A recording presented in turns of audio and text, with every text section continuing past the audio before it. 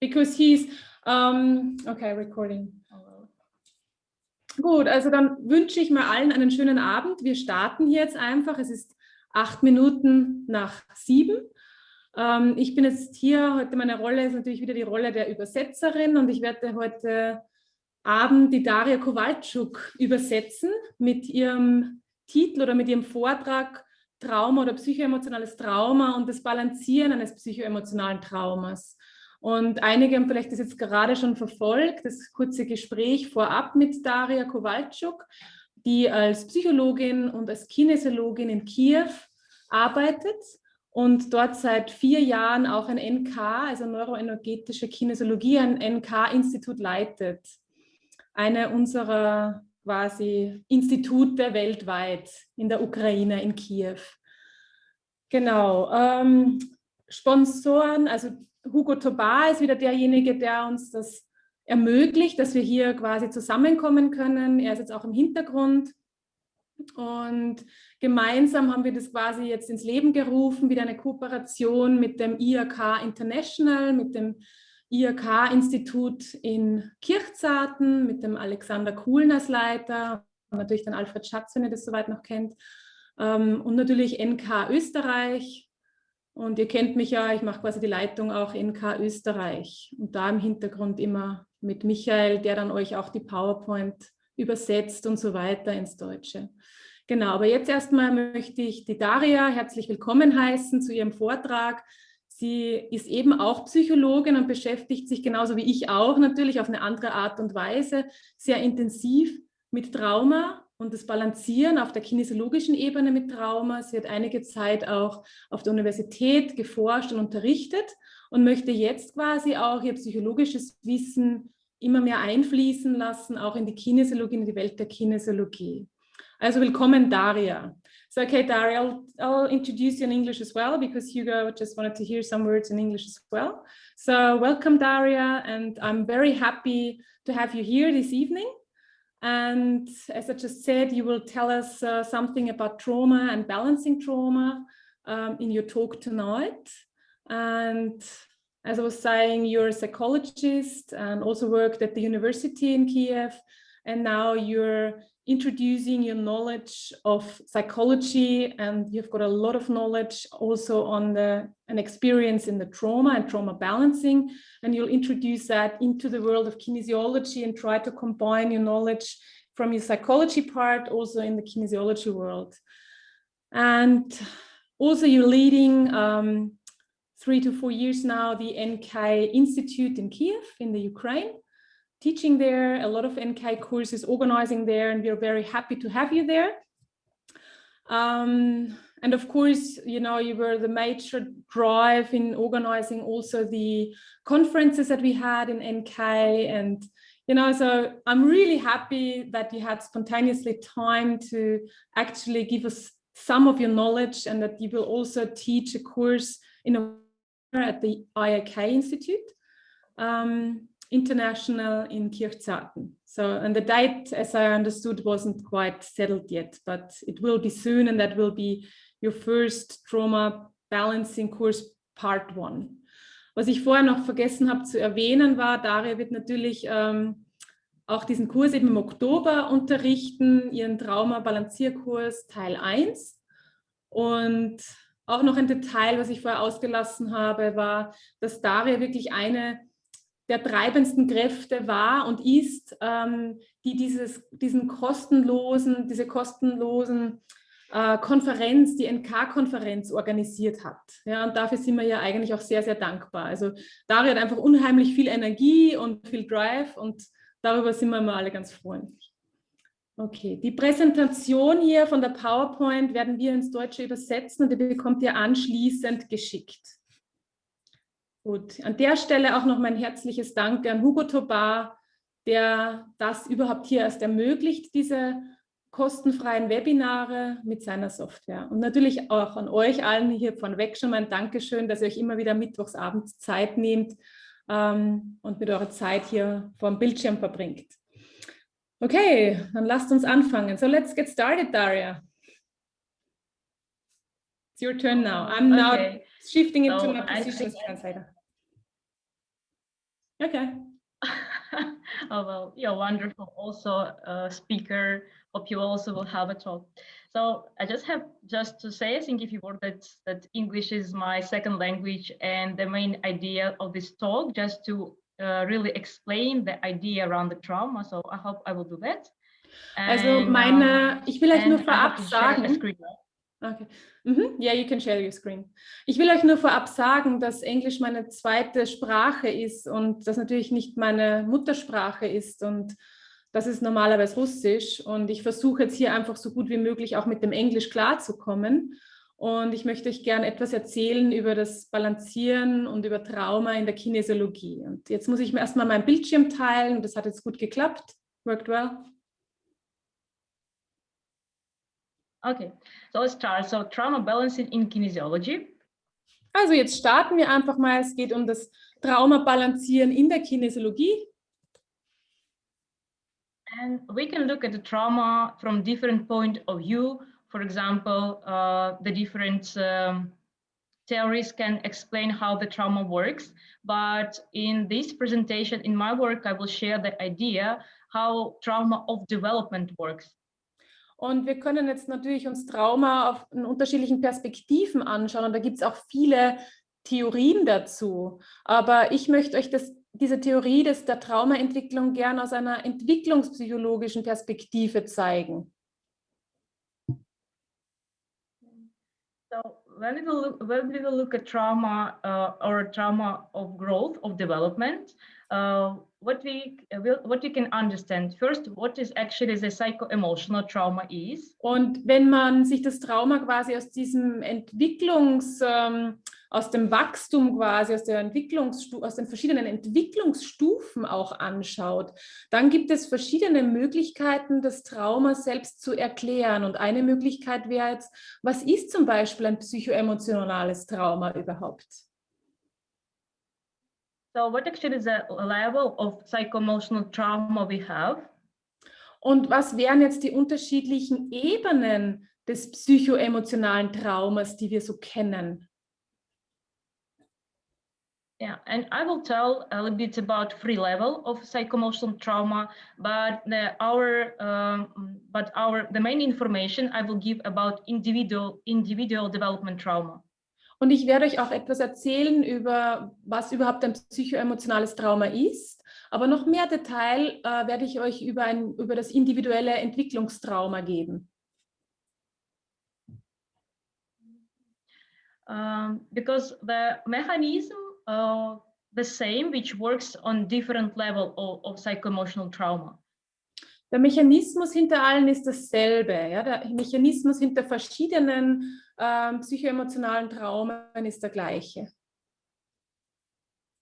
On different levels, and I think it's quite interesting to know about these different levels, but actually, because we don't have enough time, we will look only at trauma of individual development. Und natürlich ist es sehr interessant, sich auch mal die Unterschiede anzuschauen, den Hintergrund zwischen den verschiedenen Ebenen der psychoemotionalen Traumen. Aber natürlich, wir haben jetzt hier nicht so viel Zeit und jetzt widmen wir uns einfach so ein Stück weit dem individuellen Entwicklungstraumata. Then we will look at what is programming trauma and provoking trauma. Und dann kommen wir zu diesem Teil, wo wir sagen, da geht es um die Programmierung eines Traumas und auch um das Provozieren eines Traumas. Also das erneute Auslösen. And then we have to understand how the trauma. It's okay. Okay. So and then we have to understand how actually the trauma works in our physical body, how we can understand that it's trauma. So then we have to look at neurophysiology of trauma. Und dann müssten wir uns eigentlich natürlich anschauen, wie Trauma eigentlich in unserem physischen Körper sich ausdrückt. Da werden wir uns dann auch noch mal ein bisschen Zeit widmen dafür. So to understand the neurophysiological mechanism of trauma, we have also to look at some things, what is underlying this topic. Und dann werden wir uns natürlich auch noch einiges dazu anschauen, wie die neuropsychologischen Mechanismen sind beim Trauma in der Kinesiologie. So we will look at what is a philosophy idea, which is like underground of the idea how the trauma works. Und dann geht es natürlich ein Stück weit um die Philosophie, so was ist quasi die unterste Ebene, wie funktioniert eigentlich Trauma?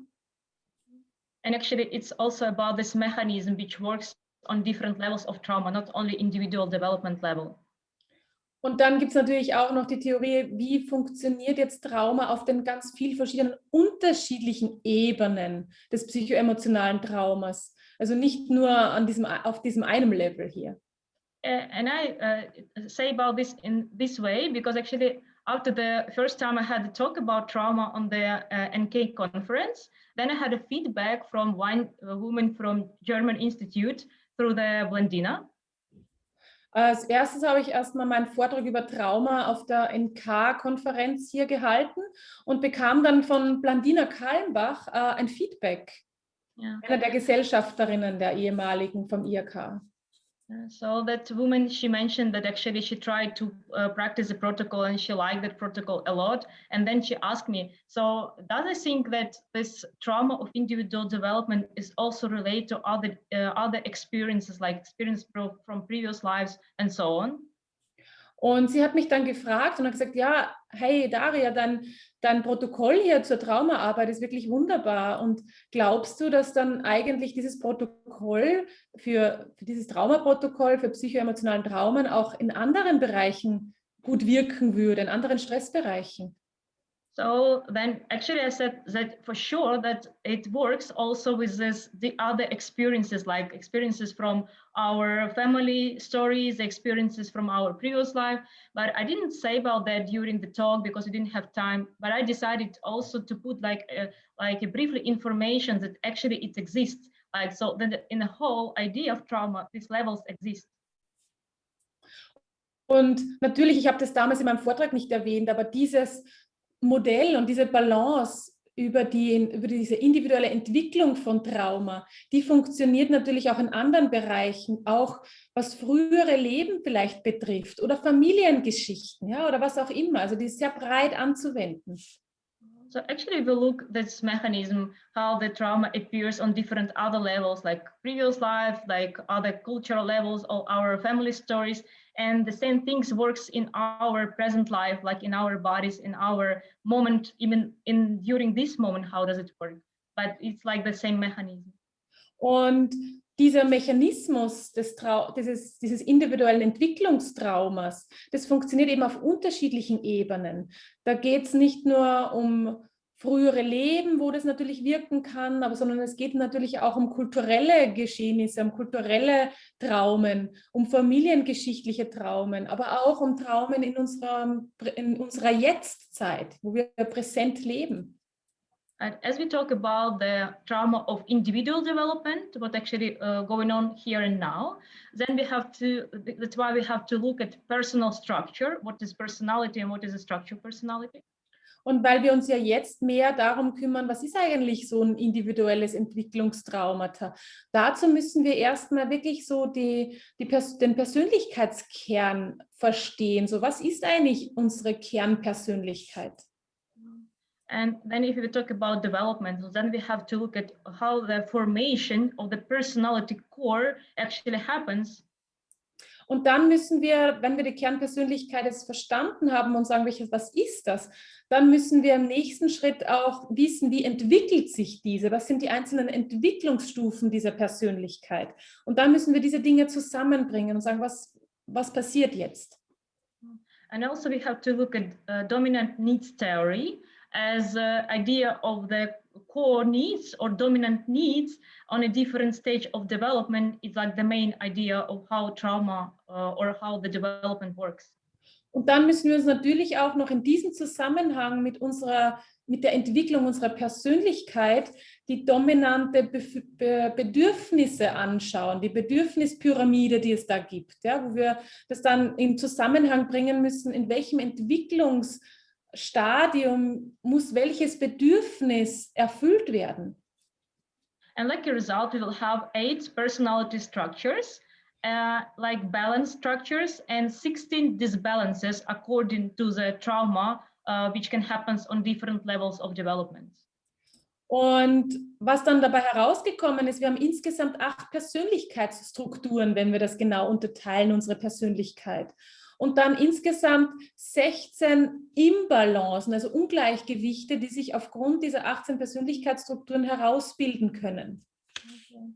So to see the whole picture, like the idea of how the trauma appears and how different conflicts can lead to a trauma, we have to talk about some philosophical ideas of what is the soul experience or what is experience of soul. Um besser verstehen zu können, was eigentlich jetzt Trauma wirklich ist und wie sich ein Trauma ausbildet, müssen wir eigentlich an der Stelle etwas philosophisch werden und natürlich auch sprechen, wie sich so eine Seele ausbildet. Ja? Wie bildet sich eine Seele eigentlich aus?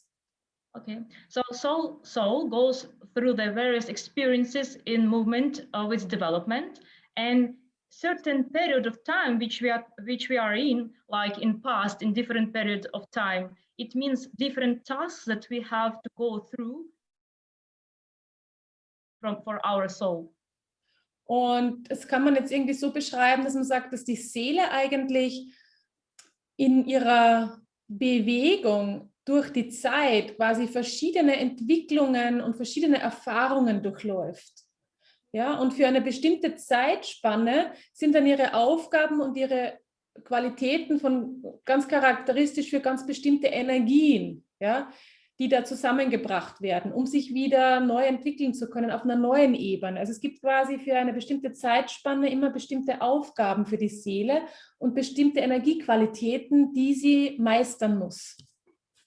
So it means that, for example, if the soul have the experience in, for example, like Renaissance or like dark times, or for example, First War or Second World War, it's a special space and time where the soul have to be. Und das wäre halt quasi diese Zeitspannen, die diese Seele durchläuft, könnten natürlich Erfahrungen sein, die die Seele beeinflusst in der Zeit der Renaissance. Oder auch Erfahrungen, wenn diese Seele die Zeit durchlaufen hat im Ersten Weltkrieg oder im Zweiten Weltkrieg. Und das prägt natürlich auch verschiedene Energien in der Zeit.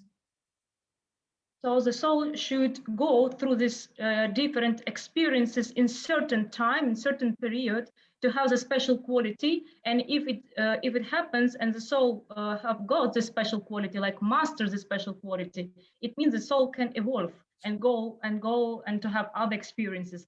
Und das heißt eigentlich nichts anderes, als dass unsere Seele dafür bestimmt ist, durch verschiedene Zeitqualitäten durchzugehen und daraus zu lernen und diese Herausforderungen und Erfahrungen zu meistern und die quasi dann mitzunehmen, ja, und diese Qualitäten zu speichern, quasi als Herausforderung, als Aufgabe für dieses Leben. So actually we can look at the historical perspective or like historical different period of time and see actually which challenges people could have on different stages of its development, like during the anthropological development. Can you say that again? In different stages, you mean? Different historical stages, like okay. Also changes we can have. Und das ist natürlich, die Seele meistert quasi historisch gesehen auch ganz unterschiedliche Energiequalitäten, die quasi als Herausforderung für die Seele dastehen. Und das Ziel ist immer quasi, um in dem Entwicklungsprozess wieder weiterzukommen, sich weiterzuentwickeln, heißt es, diese Herausforderung muss gut gemeistert werden. Okay, so different historical period, it means different challenges and different qualities of energy, which we have to master. Genau, also verschiedene Zeitperioden heißt verschiedene Herausforderungen, heißt verschiedene Energiequalitäten, die wir meistern müssen. Okay. So let's see, for example, the post-war society, how it was look like. Ja, also schauen wir es uns einfach mal an, die Nachkriegszeitperiode, ja, also die Nachkriegszeit. Yeah, you know, it was hard time for sure, and people lost everything what they had.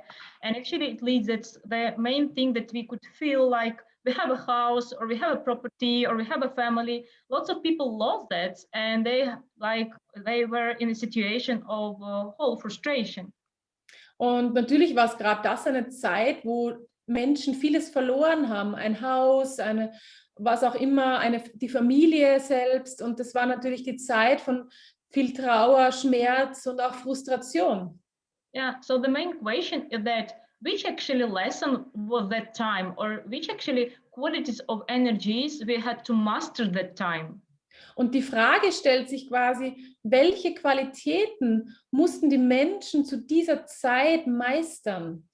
Yeah. So when we understand it like this, it means that we understand that some people from that time that they could go through this experience, they could master this experience, they could master the special qualities, and for example, they were able to find like a peace inside of them, like to feel like different senses of their life of like more than property or something else. Und vielen ist es ja gelungen, diese Erfahrung der Nachkriegszeit zu meistern, die Qualitäten zu meistern und in sich Frieden zu finden. Noch mehr Frieden als quasi der Trauer um Gebäude oder Häuser und so weiter. Yeah, you know, I remember the stories from my grandmother, and they said that actually she lost her house and she lost her husband, and she left like with 2 kids. But what I know from that story is that she was quite smart, and she could master that experience, and she have found the solution. She began to build a house in some way. She like trying to like to change some things from other people, and at the end she built like her own house without the husband, everything.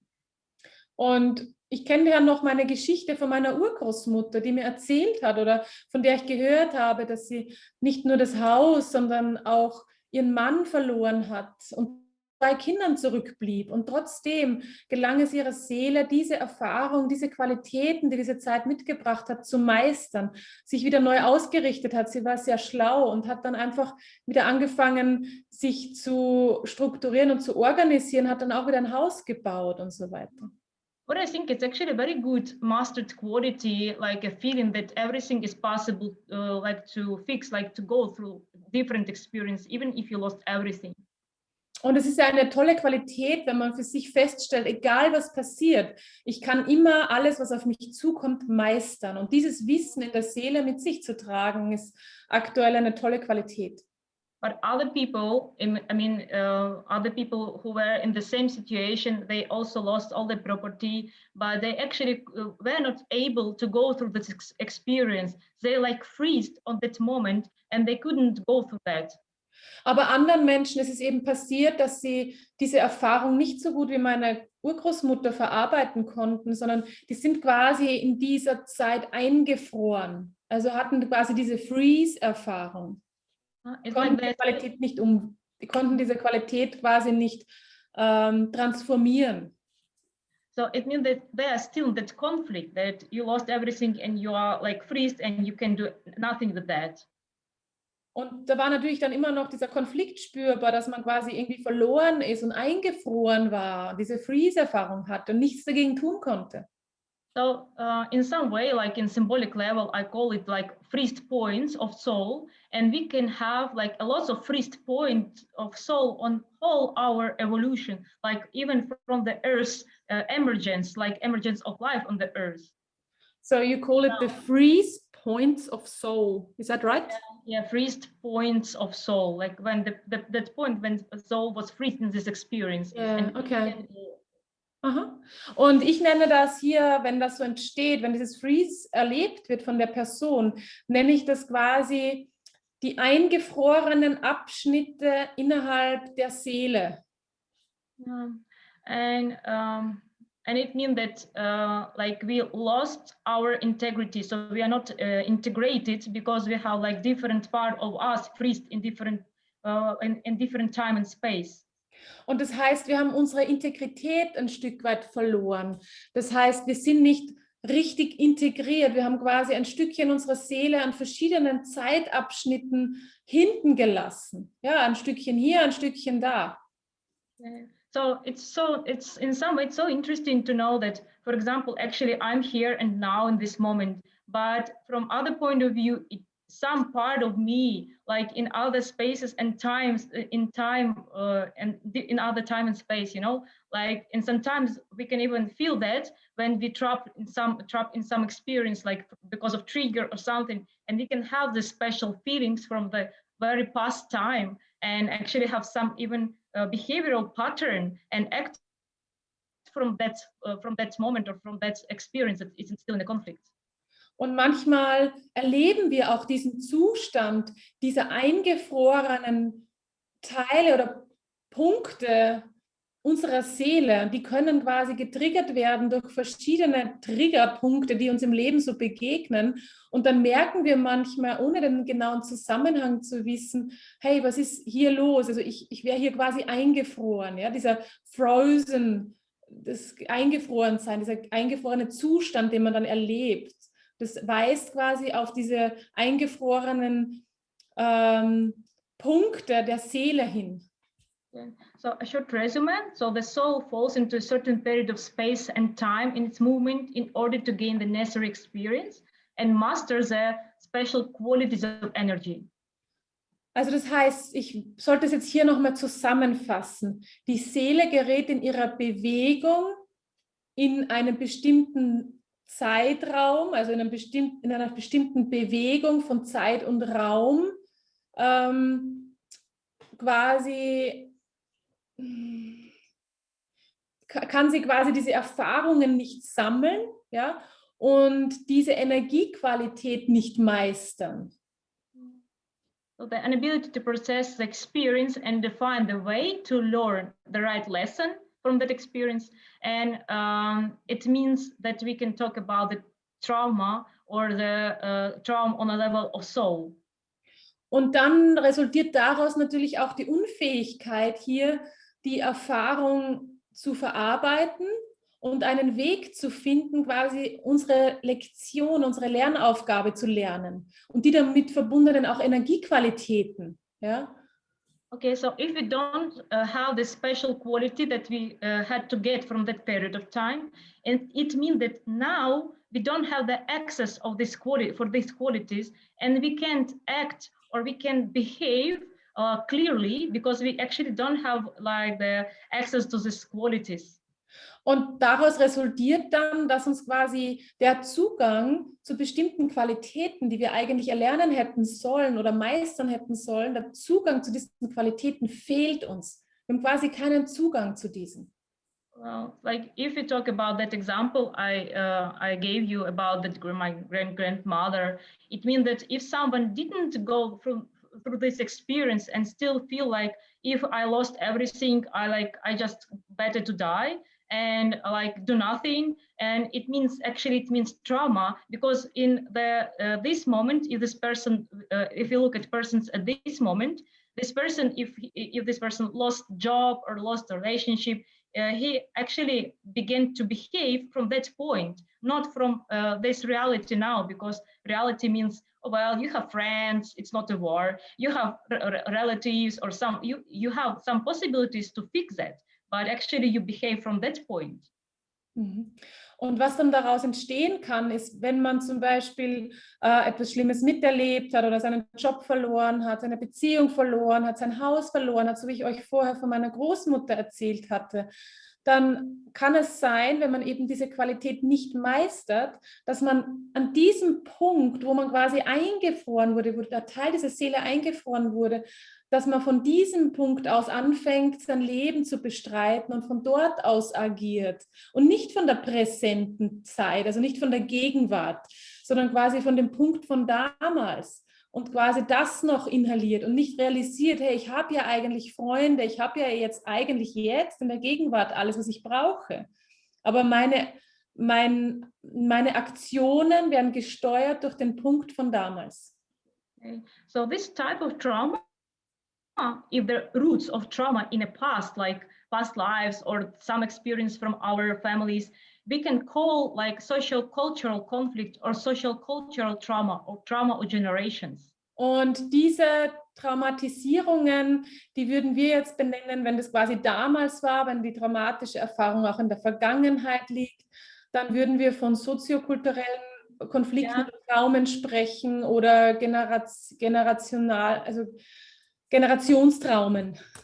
And this traumatic experience from whole past also influence on our present core. So they how the previous experiences relate to our present moment now, and how we feel now, how we act now, how we go through our development now. Und das natürlich, diese Traumen aus der Vergangenheit wirken natürlich direkt auf unseren innersten Kern, wie wir uns verhalten, wie wir agieren, wie wir Dinge interpretieren und so weiter. Yeah. So what we are now, and what like childhood we had in our experience now, it's not only what we are now, it's also all that experiences from the past, which actually works in the core of our personality, in our personality level. Und natürlich, so wie wir dann agieren und so weiter, das ist nicht nur einfach der Kern, wie wir jetzt sind, sondern da haben wir natürlich alte Erfahrungen mit eingespeichert und aus diesen Erfahrungen agieren wir quasi jetzt auch, so wie wir jetzt sind. And these unsolved conflicts create like voids. Voids mean that we don't have these qualities. For example, for now, I may not have enough feeling of safety or enough feeling of self-respect, not only because of my childhood development or my life story, but actually it can be because of different previous experiences. Und vielleicht habe ich dadurch auch als Grundlage quasi, dienen immer diese ungelösten Konflikte, die schaffen quasi sowas wie eine Leere in mir. Und das kann natürlich dann auch dazu führen, dass ich mich nicht geschützt fühle, dass ich mich nicht sicher fühle, dass ich zu wenig Selbstrespekt erlebe und so weiter. So, but if this experience is processed and mastered, it means that I have inner knowledge already, or inner feelings, or inner qualities that I can use. For example, I can feel free in a communication. I can feel and develop my self-love. So like I have access to this special qualities. Aber wenn ich diese Qualitäten eben gemeistert habe in der Vergangenheit, dann habe ich quasi einen guten Zugang zu meinem inneren Wissen, einen guten Zugang zu meinen Gefühlen, zu den verschiedenen Qualitäten. Und genau, und dann kann ich eben gut das meistern. Yeah. So actually, if you have a trauma and you work with a trauma for some time, you go to psychologists and you do some kinesiology, and it works for you, but not enough. You still feel like it's much more deeper, and you don't even understand why it works so deep, why you can fix that. What I think that actually it means that you have deepest roots, like it means that you have much deepest experience from previous levels, not only this. So you mean if you can't master it in a psychology treatment, it can possibly mean that you have deeper levels? Yeah, right. Okay. Like you even, for example, you may have like broken relationship for now, right? And if you have integrated qualities, it means you have, okay, I respect myself, I want better life for myself, and so on. You can go through this. But if not, if you don't have the access, you're even not able to feel self-respect, self-love, and you are trapped in these like pathological connections, you know? And it's not because you don't have... Okay. I'll translate. Also das Problem ist natürlich, wenn wir dann diese verschiedenen eingefrorenen Punkte unserer Seele, wenn wir quasi das nicht integrieren, wenn wir diese Qualitäten uns nicht aneignen, dann wirkt sich das natürlich auf meine zukünftigen Erfahrungen aus. Sprich, das Beispiel war jetzt hier auch, ich kann dann vielleicht meine Beziehung nicht so leben, wie ich sie gerne leben möchte. Ich habe Probleme quasi mit im Kontakt mit dem Lösen. Und sie hat vorher gesagt, dass man manchmal sich wundert, warum man, wenn man in die Psychotherapie geht, oft nicht so auf den Kern kommt, warum sich Dinge nicht lösen. Und das kann eben im Zusammenhang stehen mit diesem eingefrorenen Punkt der Seele in früherer Zeit auch. Ja. Yeah, thank you a lot. Thank you a lot, Alexandra, for your patience. No worries. So let's see the free level, which I look at when I do kinesiology. So actually this free level of trauma or soul or experience is individual development from conception to puberty, social cultural development from primitive humanity to a modern society, and biological from the beginning of or emergence of life to the appearance of Homo sapiens. Okay, also hier haben wir jetzt, wenn wir zur Kinesiologie weiterschreiten, die Entwicklung der Seele und die unterschiedlichen Erfahrungen. Und da wäre die erste quasi so die individuelle Entwicklung, die direkt quasi von der Empfängnis bis zum Abschluss der Pubertät reicht. Das zweite Level wäre dann die soziokulturelle Entwicklung vom primitiven Menschen zur modernen Gesellschaft. Und drittens wäre quasi dann noch der so what's with biological? What do you mean with biological from the beginning of life?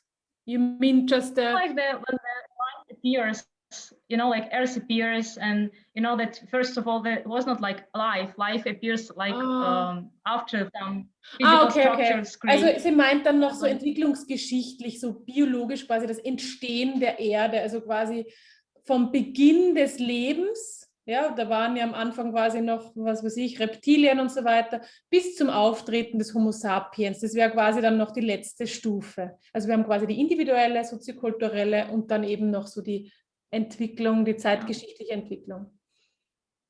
So this is like 3 types of trauma. But drei, we will look at personal development trauma. Das wären quasi jetzt 3 verschiedene Traumatypen. Yeah, but we will look at personal development trauma. One of. Aber wir schauen uns jetzt natürlich so, dass, was wir vorher schon öfter erwähnt haben, so quasi dieses persönliche, individuelle Entwicklungstrauma an. Okay. So we will look at the development process from the conception to the end of formation of personality core. Und da schauen wir uns quasi an den Entwicklungsprozess von der Empfängnis quasi bis zum Ende des Persönlichkeitskerns, bis zur Bildung des Persönlichkeitskerns. And how I see that, how the development happens, I look at it that we have a puberty, like the end or like the final stage of the core formation. Und wir haben quasi die Pubertät als wirklich dann Abschluss unserer Kernpersönlichkeit. Also, we will look at the role of trauma and stress in the formation of personality structures. Und des Weiteren schauen wir uns auch die Rolle an von Trauma und Stress bei der Bildung dann der Persönlichkeitsstrukturen. Because the same mechanism as you see, like in our personal development, we also have like a stages and different tasks during the development. Und das Gleiche funktioniert bei unserer eigenen persönlichen Entwicklung. Da haben wir quasi dieselben Aufgaben. And if we can't master a special qualities of energies, and if we can't go through this stage, it means like a trauma development. Und wenn wir quasi die einzelnen individuellen Ebenen unserer eigenen persönlichen Entwicklung nicht meistern können, dann spreche ich auch von einem Stück weit einer Traumatisierung an der Stelle in meiner eigenen Persönlichkeitsentwicklung. So it looks like a trauma of a core, and it damaged a core, and it means that in the future, if we have a damaged core, we are not able to feel like a basic things that makes us happy, healthy, and able to have like a relationship and other things. Und es schaut für mich so aus, als wenn die Persönlichkeit hier im Kern geschädigt wird. Und daraus ergeben sich dann weitere Probleme, wie zum Beispiel, ich habe Schwierigkeiten in meinem Beziehungsalltag, in der Beziehungsgestaltung, im Erleben von Selbstwirksamkeit, Selbstbewusstsein und so weiter. So this is actually like in symbolic level how the core of personality looks like, and these different colors means different stages of developments, and actually means a different needs which we have on each stage of development. Und hier, das soll jetzt einfach nur mal, can you go back one? Yeah, sure, yeah. Und hier seht ihr einfach nochmal quasi ein schematisches Diagramm unseres Persönlichkeitskerns. Der Kern ist quasi hier in der Mitte. Und die verschiedenen Schichten sollen quasi einfach die verschiedenen Entwicklungsstufen unserer Persönlichkeitsentwicklung beschreiben. Und auch beinhalten diese quasi für jede Persönlichkeitsstufe wieder unterschiedliche Bedürfnisse, die wir zu erfüllen haben. Okay. Yeah, quite egoistic, right? Yeah, sorry. So it's easier to have it there. Yeah, what is a core personality? Was ist jetzt der Kern unserer Persönlichkeit? In the process of growth and development, a person goes through the number of stages that mean like different qualities of energy, which form our core of personality. Und was ist es jetzt? Also im Prozess des Wachstums und der Entwicklung geht ja eine Person durch eine Reihe von Stufen. Und durch das Durchschreiten der verschiedenen Stufen bildet quasi diese Person verschiedene verschiedene Strukturen aus, verschiedene Merkmale aus, verschiedene energetische Entsprechungen aus, die dann diesen Persönlichkeitskern bestimmen. We talk about like these energetical qualities, but later I will show you like we also look at this and this phenomena not only from energetical point of view. Actually, we mean like physiological development, psychological development, and also the energetic. But as we talk about the kinesiology, the access to these actual structures we can have only from the like energetical way, like we can pause the points or something like this. Okay, also wenn ich jetzt hier so spreche über energetische Qualitäten, ja, über die Entwicklung auch von energetischen Qualitäten, dann meine ich natürlich nicht nur die Entwicklung von energetischen Qualitäten durch diese verschiedenen Persönlichkeitsstrukturen, sondern natürlich auch meine ich die Entwicklung auf der physiologischen Ebene, der psychologischen Ebene, aber natürlich auch der energetischen Ebene. Und durch diese energetische Qualität gelangen wir ja quasi erst zu den anderen Ebenen.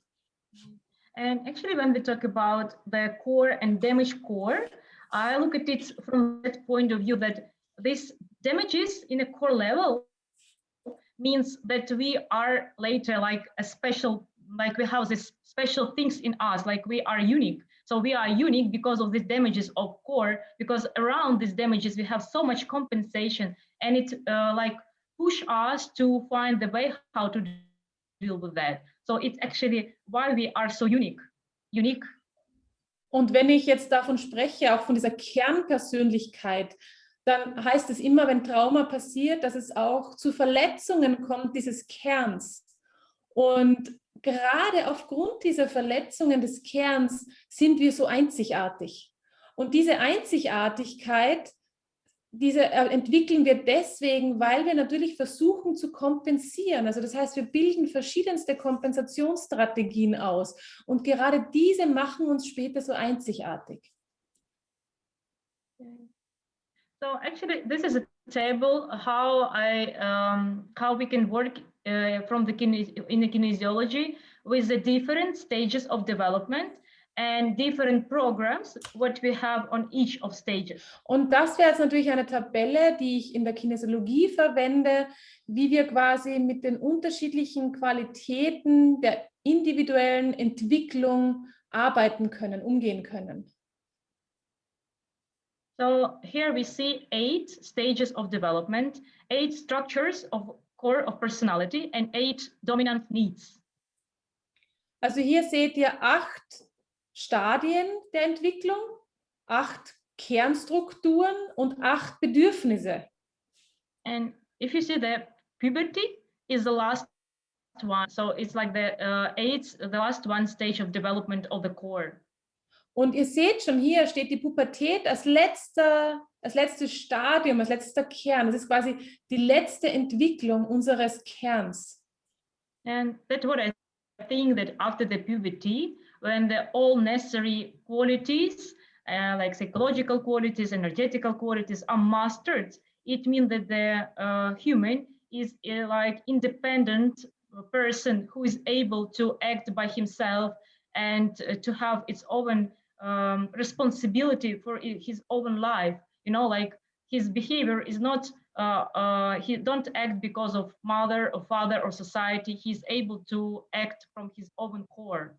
Und wenn die letzte Kernqualität, der Kern quasi gemeistert ist und entwickelt ist, Dann ist man quasi auch unabhängig von allen anderen. Dann kann man quasi seine eigenen Lebenserfahrungen machen, unabhängig von Vater, Mutter oder anderen Qualitäten in seinem Leben. Dann ist man frei.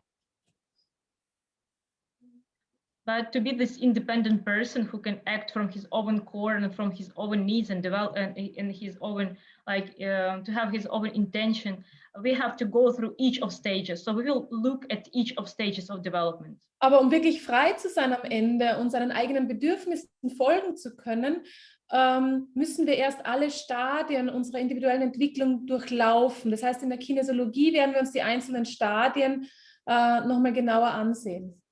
Okay, so the first one is the existence. What I have to say that it was so hard to put like name in one or two words for the whole structure. So it's like very close words which can explain what this stage means. Also für mich war es gar nicht so einfach, nur einen oder zwei Begrifflichkeiten zu finden für eine Stufe quasi dieser Entwicklungsgeschichte.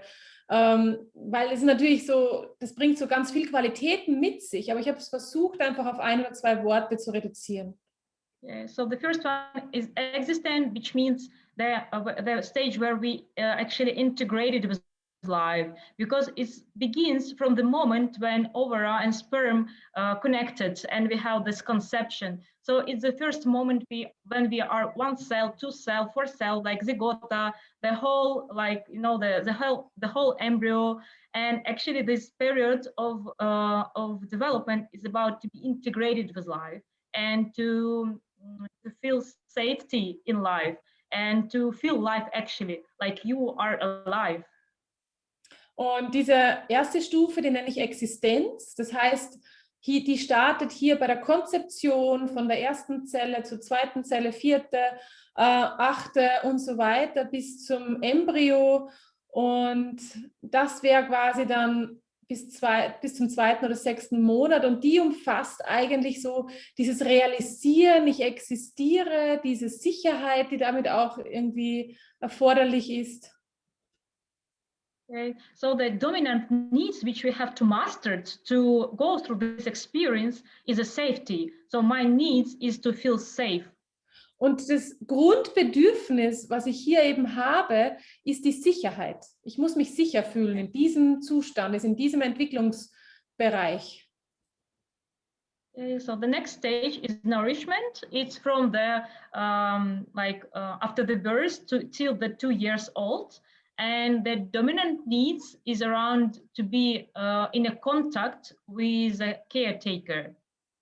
Und die zweite Stufe nenne ich hier gut genährt sein und die geht bis zum zweiten Lebensjahr. Und mein wichtiges Bedürfnis hier ist einfach eine gute Bindung zu haben mit der Person, die quasi mich umsorgt. So on this stage, actually, I also have other names like orality stage or consummation stage, because actually during this stage, the newborn baby till the 2 years old actually totally depend on caretaker, and the whole development is around the nourishment through the breastfeeding and the contact, physical contact when the mother touches the baby. So it's something, the stage is about when the child like eat or consume or I hope it's correct. I'm sure you understand what I mean. But in symbolical way, the child eat their mother. Mhm. Und natürlich, because the mother totally give everything. Yeah. Mhm. Did you get that? Ja. Yeah. Und so ist es quasi in dieser Nourishment-Phase, in dieser Phase, wo das Kind quasi genährt werden soll. Da sind natürlich wieder einzelne Phasen hier subsumiert. Das gehört natürlich auch zur oralen Phase, ja, die hier subsumiert wird. Da geht es ganz viel um physischen Kontakt und natürlich auch um das Konsumieren, um das Essen, um das Stillen. Und man würde jetzt quasi übersetzt sagen, das Kind ist die Mutter, wenn ihr wisst, was ich meine. Mhm. Yeah, and that's okay. This should be on this stage of development.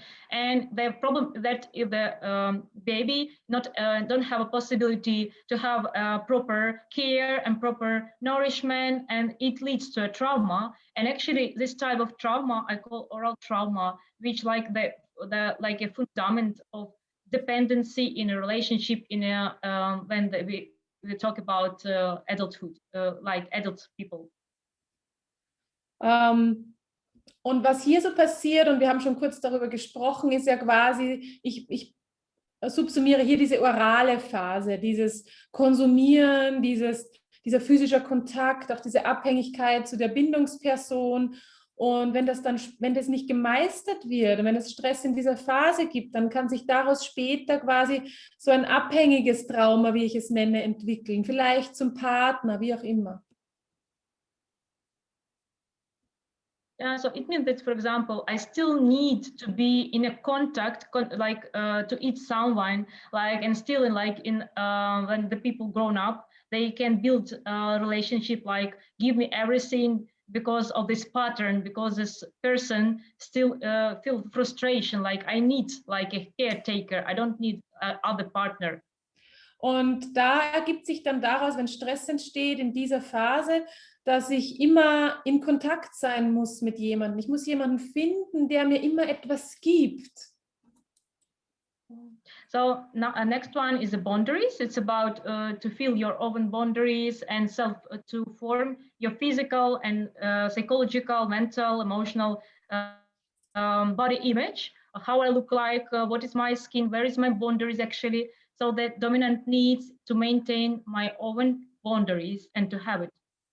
Und die dritte Phase hier wären die Grenzen.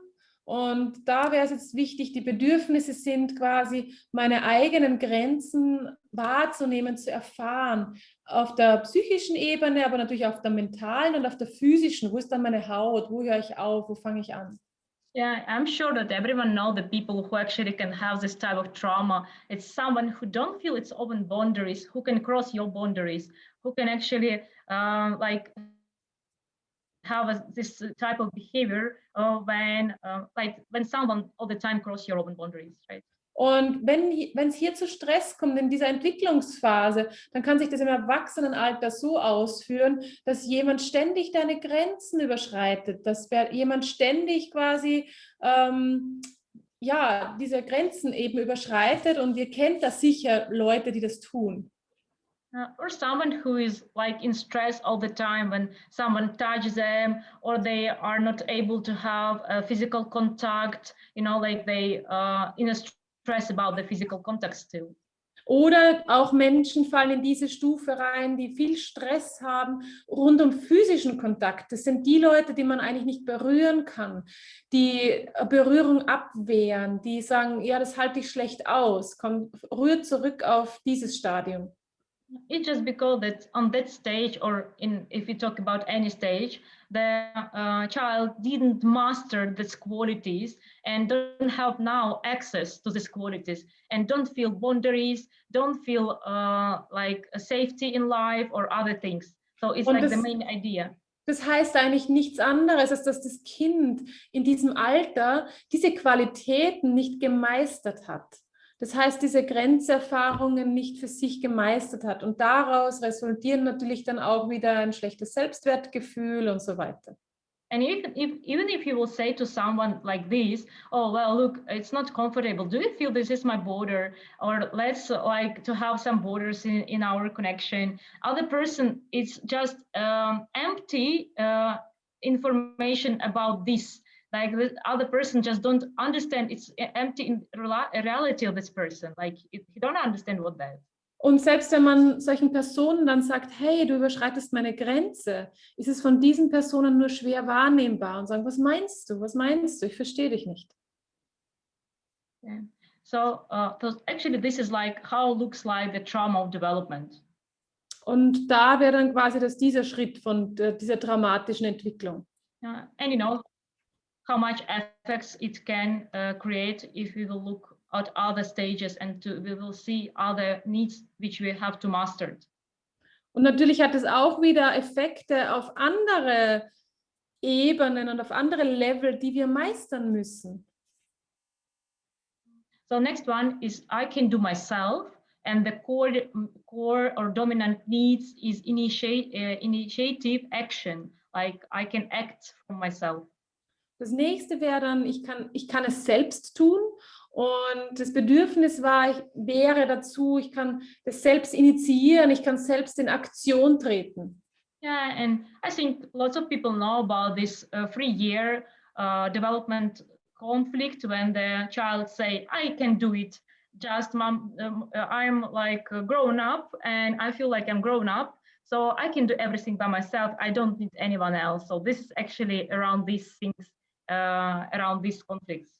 Und das führt natürlich zurück auf, ihr kennt es ja sicher, die Dreijährigen, die dann sagen, hey, ich kann es selber tun, du brauchst mir nicht helfen. Okay, so next one is love from 3 to 6 years old, and it's about the need to feel or to be connected to your own gender, to feel boy or to feel girl. Das nächste wäre das Stadium der Liebe. Und da geht es darum, wie gut bin ich mit mir selbst in Kontakt.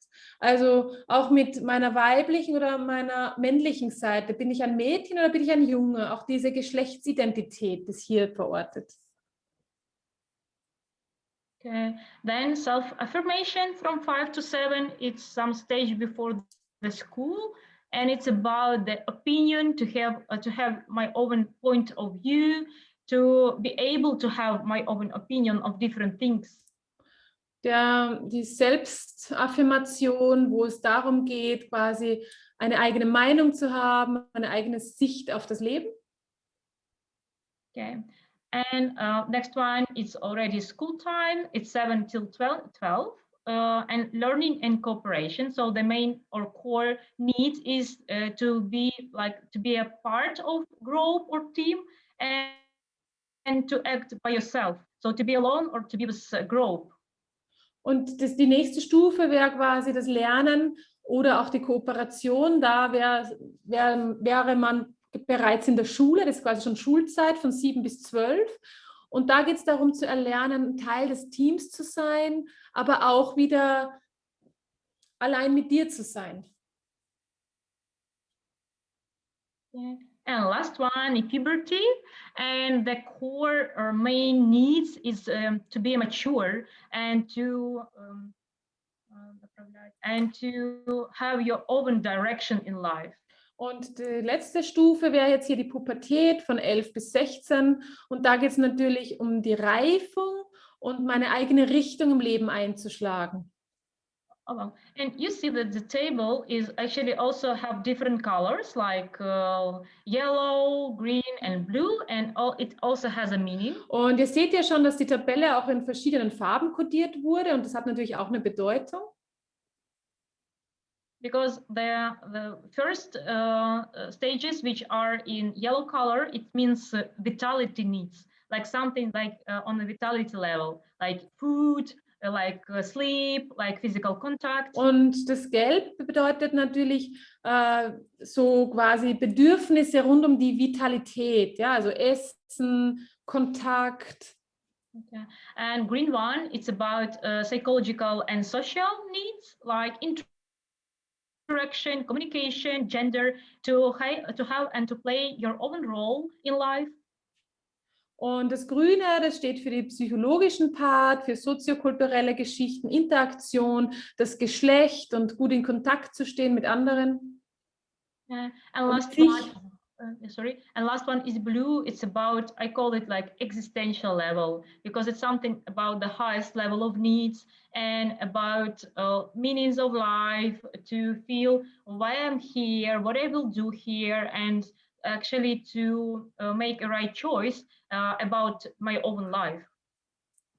Und in Blau gehalten, das nenne ich so das existenzielles Level, weil da geht es ja quasi so um, ja, warum bin ich hier, ja, also die Bedeutung des Lebens und natürlich auch die richtigen Entscheidungen zu treffen. So each level, what we have like step by step, includes previous levels, and lowest levels determine the development of higher level. Und jeder einzelne Entwicklungsschritt involviert quasi auch immer dann die niedrigeren Level, werden immer inkludiert, nach jedem Level. Okay, so frustration on previous level will influence on next stages of development. Das heißt, Probleme quasi in einer niedrigeren Stufe haben natürlich Effekte auf die späteren Stufen, auf die Entwicklung in späteren Stufen. And like Lev Semenovich Vygotsky, you just have to say, I guess, Vygotsky, he said that physical, mental, and development should go together, like at the same time. And what I add is just energetical aspect of development. So what we can say that physical, mental, and energetical development go in parallel, should be go together. Und Vygotsky sagte ja schon, es sollten körperliche und geistige Stufen oder Entwicklungsschritte parallel durchlaufen werden. Und was ich noch hier dazugefügt habe, sind natürlich auch noch die energetische Entwicklung, die hier mit eingefügt werden soll. Also parallel körperliche, geistige und energetische Entwicklung. So that when we talk about the core personality and aspects, we can look at it from the point of view of triangle, classical NK triangle. Und wir könnten uns das jetzt einfach in so einem klassischen Dreieck vorstellen, ja, wenn wir uns diese verschiedenen Aspekte der Persönlichkeit, der Kernpersönlichkeit vorstellen wollen. So this is a physical level, like when we talk about the core, it's about body and the brain, neurology. Und da gibt es eine physische Ebene, den Körper, das Gehirn, die Neurologie. Yeah, so how this different process of development happens on the level of neurology. Und natürlich passieren ja auch verschiedene Entwicklungsschritte auf der Ebene der Neurologie. The mental level or psychological level is like about our beliefs, values, attitudes, emotions. So, yeah, okay. Dann die mentalen Prozesse natürlich, die laufen ab so auf der psychischen Ebene, Glaubenssätze, Werte, Einstellungen. Okay. And energetic is these special qualities of energies on each stage of development that we have to integrate and to master through the development. Und energetisch heißt nichts anderes als die Qualitäten von Energien in den verschiedenen Entwicklungsstadien, die wir dann meistern. Okay. So this is also like a table about the stage and the dominant needs which we have to master, like existence, safety, nourishment, about the contact. Und das wäre jetzt einfach nochmal so eine Tabelle, die wir gerade eben besprochen haben, der verschiedenen Persönlichkeitskernstrukturen, wie zum Beispiel die Existenz und was dann das wichtigste Bedürfnis ist, natürlich dann die Sicherheit, das genährt werden, wo dann das wichtigste Bedürfnis die Bindung ist und der Kontakt. So when we mastered all these needs and we integrated all these qualities, we can say that we are full, like we are finished, like we are mature. Und wenn wir all diese verschiedenen Level durchlaufen haben und alle gut gemeistert haben, dann können wir eigentlich sagen, wir sind reif oder wir sind gereift. So it means that when we talk about this person who is like mature, who in a healthy way integrated all these qualities, it means that person acts not because he don't feel safe and he will try to find a way which is much more safe, or this person don't act or avoid the contact because the contact is not safe.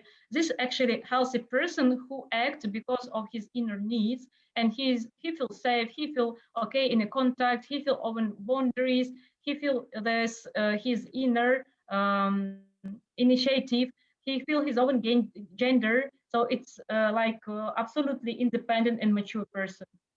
Und wenn es uns gelungen ist, all diese Qualitäten erfolgreich zu integrieren und wenn quasi keine Störung oder keine Beeinflussung stattgefunden hat, dann können wir uns auch sicher fühlen. Dann müssen wir nicht kompensieren und sagen, ich fühle mich nicht sicher und daher brauche ich vielleicht einen Partner, der mir diese Sicherheit fühlen lässt. Oder dann kann ich eigentlich auch gut in Kontakt sein mit jemandem. Dann stresst mich quasi Berührung und Nähe nicht. Dann habe ich einen guten Kontakt zu meinen inneren Bedürfnissen. Dann kann ich meine eigenen Grenzen gut wahrnehmen. Dann kann ich intuitiv sein und auch mich als Frau oder mich als Mann gut wahrnehmen und integrieren. When you think, when I think about this in this way, actually I understand how much the traumatic experience on each of this stage of development influence on our choices, and it means that it influence about how we actually built our life. Und wenn ich mir das so durchdenke, dann verstehe ich auch immer mehr, wie gerade diese einzelnen Störungen in den verschiedenen Persönlichkeitskernstrukturen auch zu Fehlentscheidungen führen können, wenn ich traumatisiert bin. Okay. So on this table, you actually see the also kinesiological part. It's special points. I think everyone who's here know these points. It's key point from extra meridians. Und hier möchte ich euch gerne ein paar Punkte vorstellen und die meisten von euch kennen die wahrscheinlich. Das sind einfach die Schlüsselpunkte von den 8 Extrameridianen, die ich zugeordnet habe zu den verschiedenen Stadien. So it's like a chance with the help of kinesiology, how we can still have the access to each of this stage of development, to each of these qualities of energy, which are freezed, which are traumatized and are not integrated till now. Und ich habe mich eben gefragt, wie können wir denn da zugreifen oder einen Zugang finden zu jedem einzelnen Zustand dieser Kernpersönlichkeitsqualitäten, die natürlich beeinflusst werden können durch verschiedene traumatische Erfahrungen, je nachdem, wann es passiert. Und so habe ich quasi die Schlüsselpunkte zugeordnet als Einstiegsmöglichkeit auch zu den verschiedenen Stufen. And just as we are a human, and we absolutely in childhood depend on our caretaker or parents, it means that all the stages in this table we go through with a parent. We go through with a parent? Parent, right? With with a father, mother together. Aha, okay. Und natürlich ist es wichtig zu verstehen, dass wir natürlich diese ganzen verschiedenen Strukturen als Kind quasi durchlaufen und uns da natürlich ein Elternteil begleitet, ja, durch diese verschiedenen Phasen des Aufwachsens. And at the end, what should happen after the puberty, when the core is like the formation of core finished, it means that this human is independent, and it means that he don't need a parent because he actually have all these necessary qualities. Und Ziel wäre natürlich, wenn all diese Kernqualitäten der Persönlichkeitsentwicklung durchlaufen sind, dass am Ende quasi in der Pubertät diese Person so eine eigene Sicherheit erlernt hat, um ohne den Elternteil leben zu können und selbst für seine Bedürfnisse sorgen kann.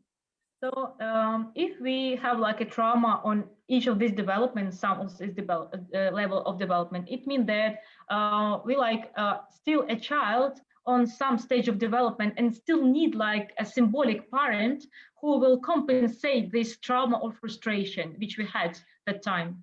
Und es heißt, can you go back one? Yeah, sure. Und es kann natürlich sein, another one back, where we have this. Ja. Also es kann natürlich sein, dass wir hier in dieser Tabelle, wo die verschiedenen Persönlichkeitskerne nochmal aufgelistet sind, dass es hier an verschiedenen Stellen zu Traumatisierungen kommen kann.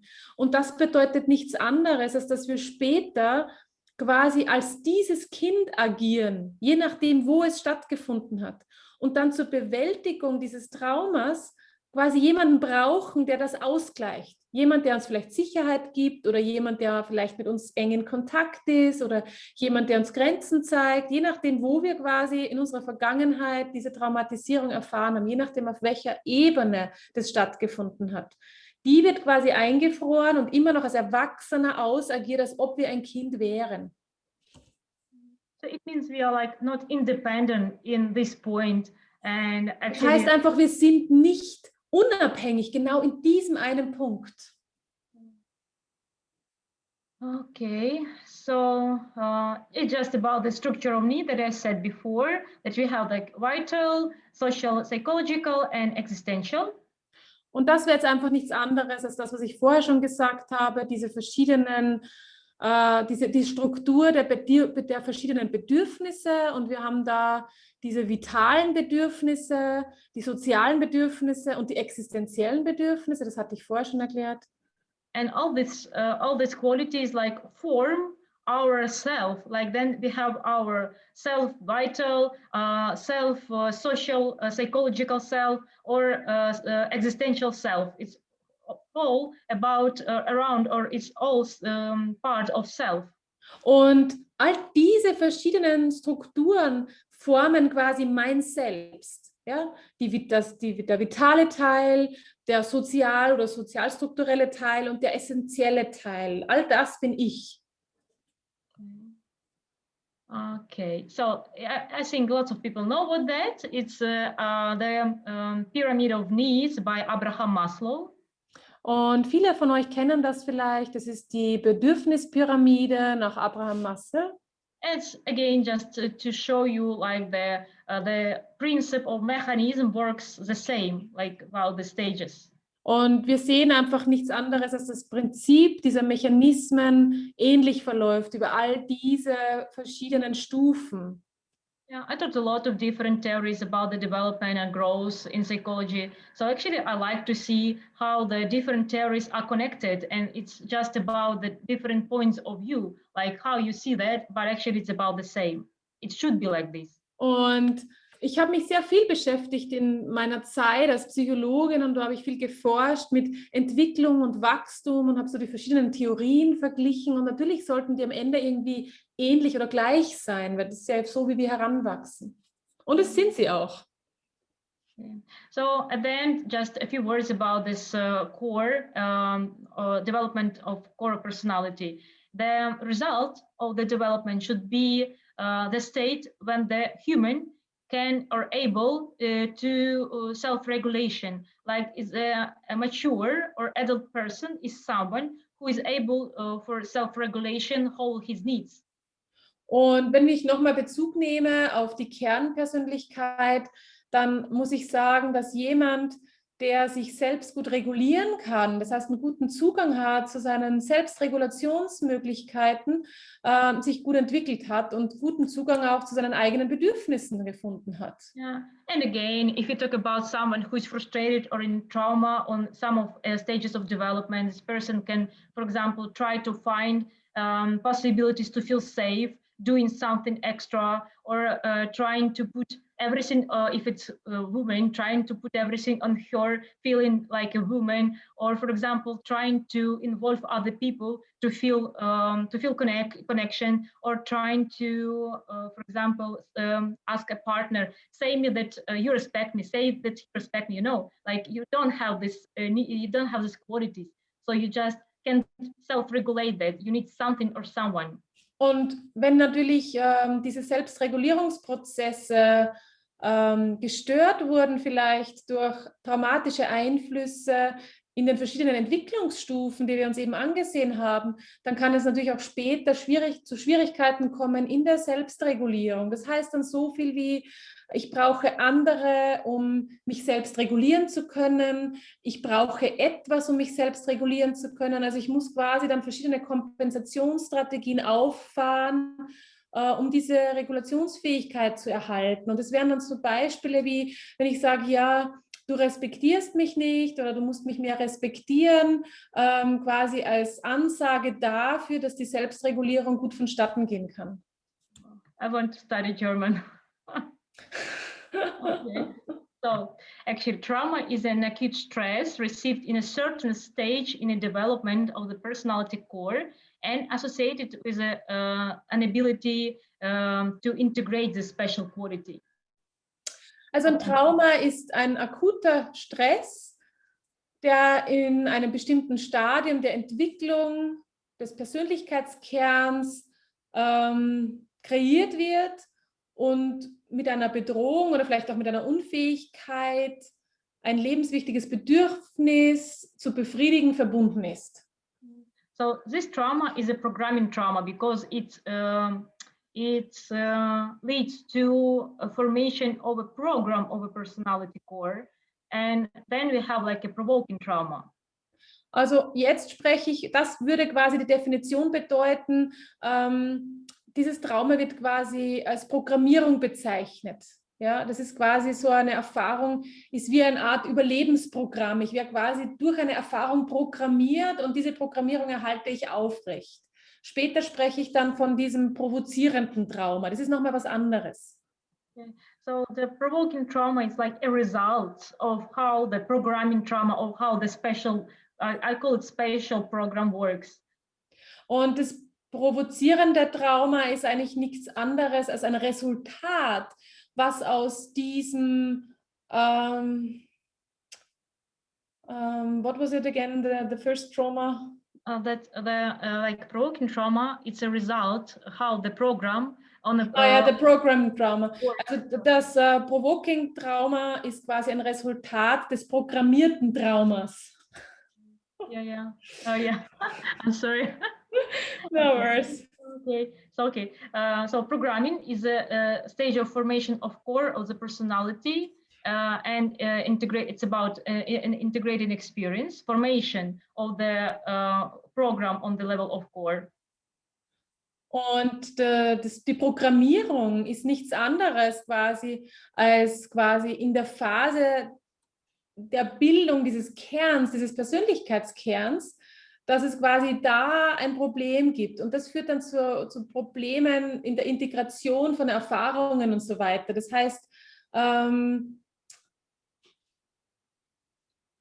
das ist die Formatierung und die Aufnahme dieses Programms. Okay, and provoking is like the result of programming, and it activates this frustrated energy of programming. So the energy und das Provoking ist nichts anderes quasi als das Resultat dieser Programmierung, die aus dieser Frustration, eine bestimmte Stufe nicht gut integriert zu haben, daraus entsteht. So if you talk about the kinesiology and we are closer to the short protocol, there's the more time, deep touch is a programming trauma, is it the deepest level? Und wenn wir jetzt so zur Kinesiologie schreiten, dann zeige ich euch jetzt den Mode, mit dem ich da einsteige. Da gibt es quasi den Mode für das programmierte Trauma, diese erste Stufe. Das ist der Zeitmode mit tiefem Druck. And the provoking trauma is a time mode light touch. Und das provozierende Trauma wäre dann quasi das gleiche, auch der Zeitmode mit leichtem Druck. Okay, so this short protocol, how we can work actually with the trauma and how we can identify that this is actually trauma. What I usually say to my students that if the trauma is so huge stress, acute stress, and it's actually traumatic stress. So if you see in a balance that nothing works and nothing can help you, like points, you can find the actually points. This first thing, what you have to know that you have to try to check the trauma mode. Und das, was ich auch also hier habt ihr erstmal die Traumabalance, die ich so zusammengestellt habe. Und was ich dann hier an der Stelle oft zu meinen Schülern sage, ist, dass wenn nichts mehr in einer Balance funktioniert oder da ganz viel Stress auftaucht, dann sage ich zu ihnen, hey, probiert doch mal den Traumamod. So if the burst mode G20 shows, it means that we are in a space in a reality of trauma stress. Und dieser Mode ist nichts anderes als der Geburtsmod mal G20. Und wenn dieser Mode anzeigt, heißt es nichts anderes als, hey, der Klient befindet sich im traumatischen Stress. Okay, and just the point for balancing on this level is just GV20. So if the trauma shows, you still hold GV20 like a point for balance, correction. Und um diesen Einstiegsmod in die Traumawelt quasi wieder zu entstressen, würdet ihr jetzt einfach Gouverneursgefäß 20 pulsieren. Das wäre auch dann schon die Entstressungsmethode. Okay, then if you're in a trauma reality, then you have to know actually which level works. Is it a programming trauma, which means working in a level of core, or is it a provoking trauma? Und wenn ihr dann in dieser Traumarealität euch befindet, dann müsst ihr herausfinden, handelt es sich um ein programmiertes Trauma, es ist die erste Phase, wo das Trauma quasi entsteht, oder ist es ein provozierendes Trauma, das, was ein Trauma quasi auslöst? So we just test time mode, light touch or deep touch, and which shows this level it means. Und da testen wir einfach Zeitmod, leichter Druck und tiefer Druck. Und was auch immer hier anzeigt, in diesem Trauma quasi befinden wir uns. And sure, you lock it and circuit and still pulse on the second stage with this time mode, deeper light touch, GV20. So GV20 is correction point. Und So put the circuit and which shows, and then pulse GB20 like a correction. okay, is that star, that little star that you made here with the governing 20 at the end, so you don't ask it, or it doesn't mean times, it's just the correction method, right? It means like because in the first point you had birth mode times governing because 20. without choice, right?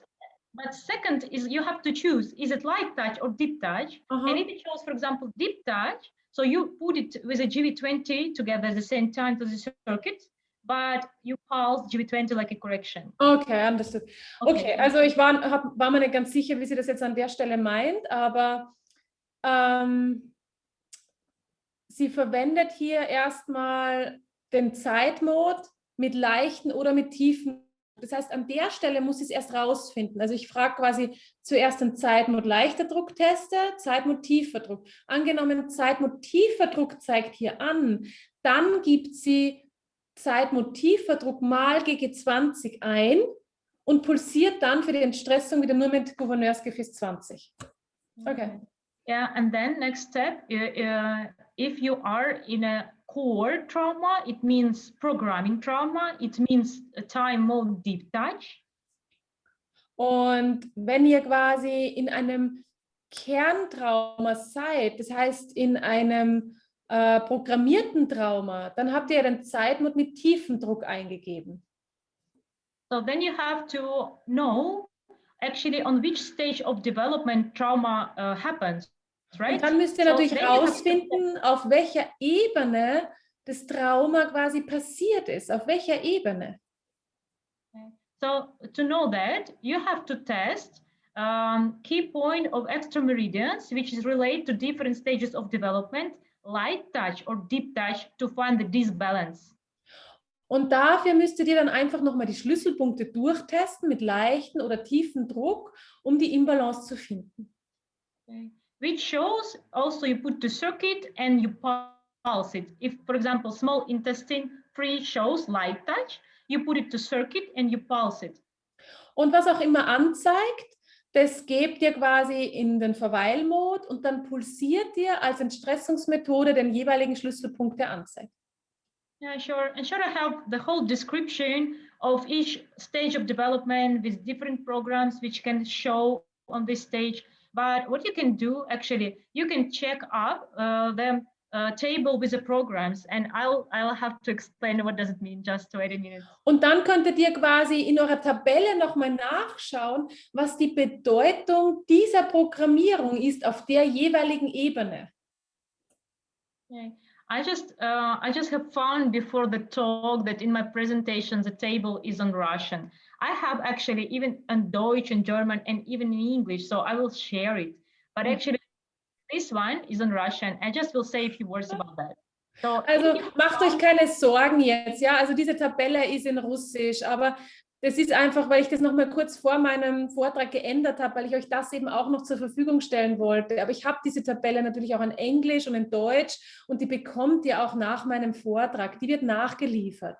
So no worries, I will explain just a few programs and you will have idea how does it work. Und kein Thema, ich erkläre euch jetzt einfach nur mal ein paar Programmierungen und dann werdet ihr schon sehen, wie das funktioniert. For example, if we see this yellow one box and it says safety, it means spleen 4. Und nur zur Erklärung, also wenn ihr diese gelbe Box seht, dann steht das für Sicherheit. Ja, das ist diese hellgelbe Box. Und da habt ihr den Schlüsselpunkt Milz-Pankreas 4. Okay, so if spleen 4 shows like light touch, it means too much energy. Und wenn jetzt Milz-Pankreas 4 anzeigt mit leichtem Druck, dann heißt es, hier gibt es zu viel Energie zu diesem Thema.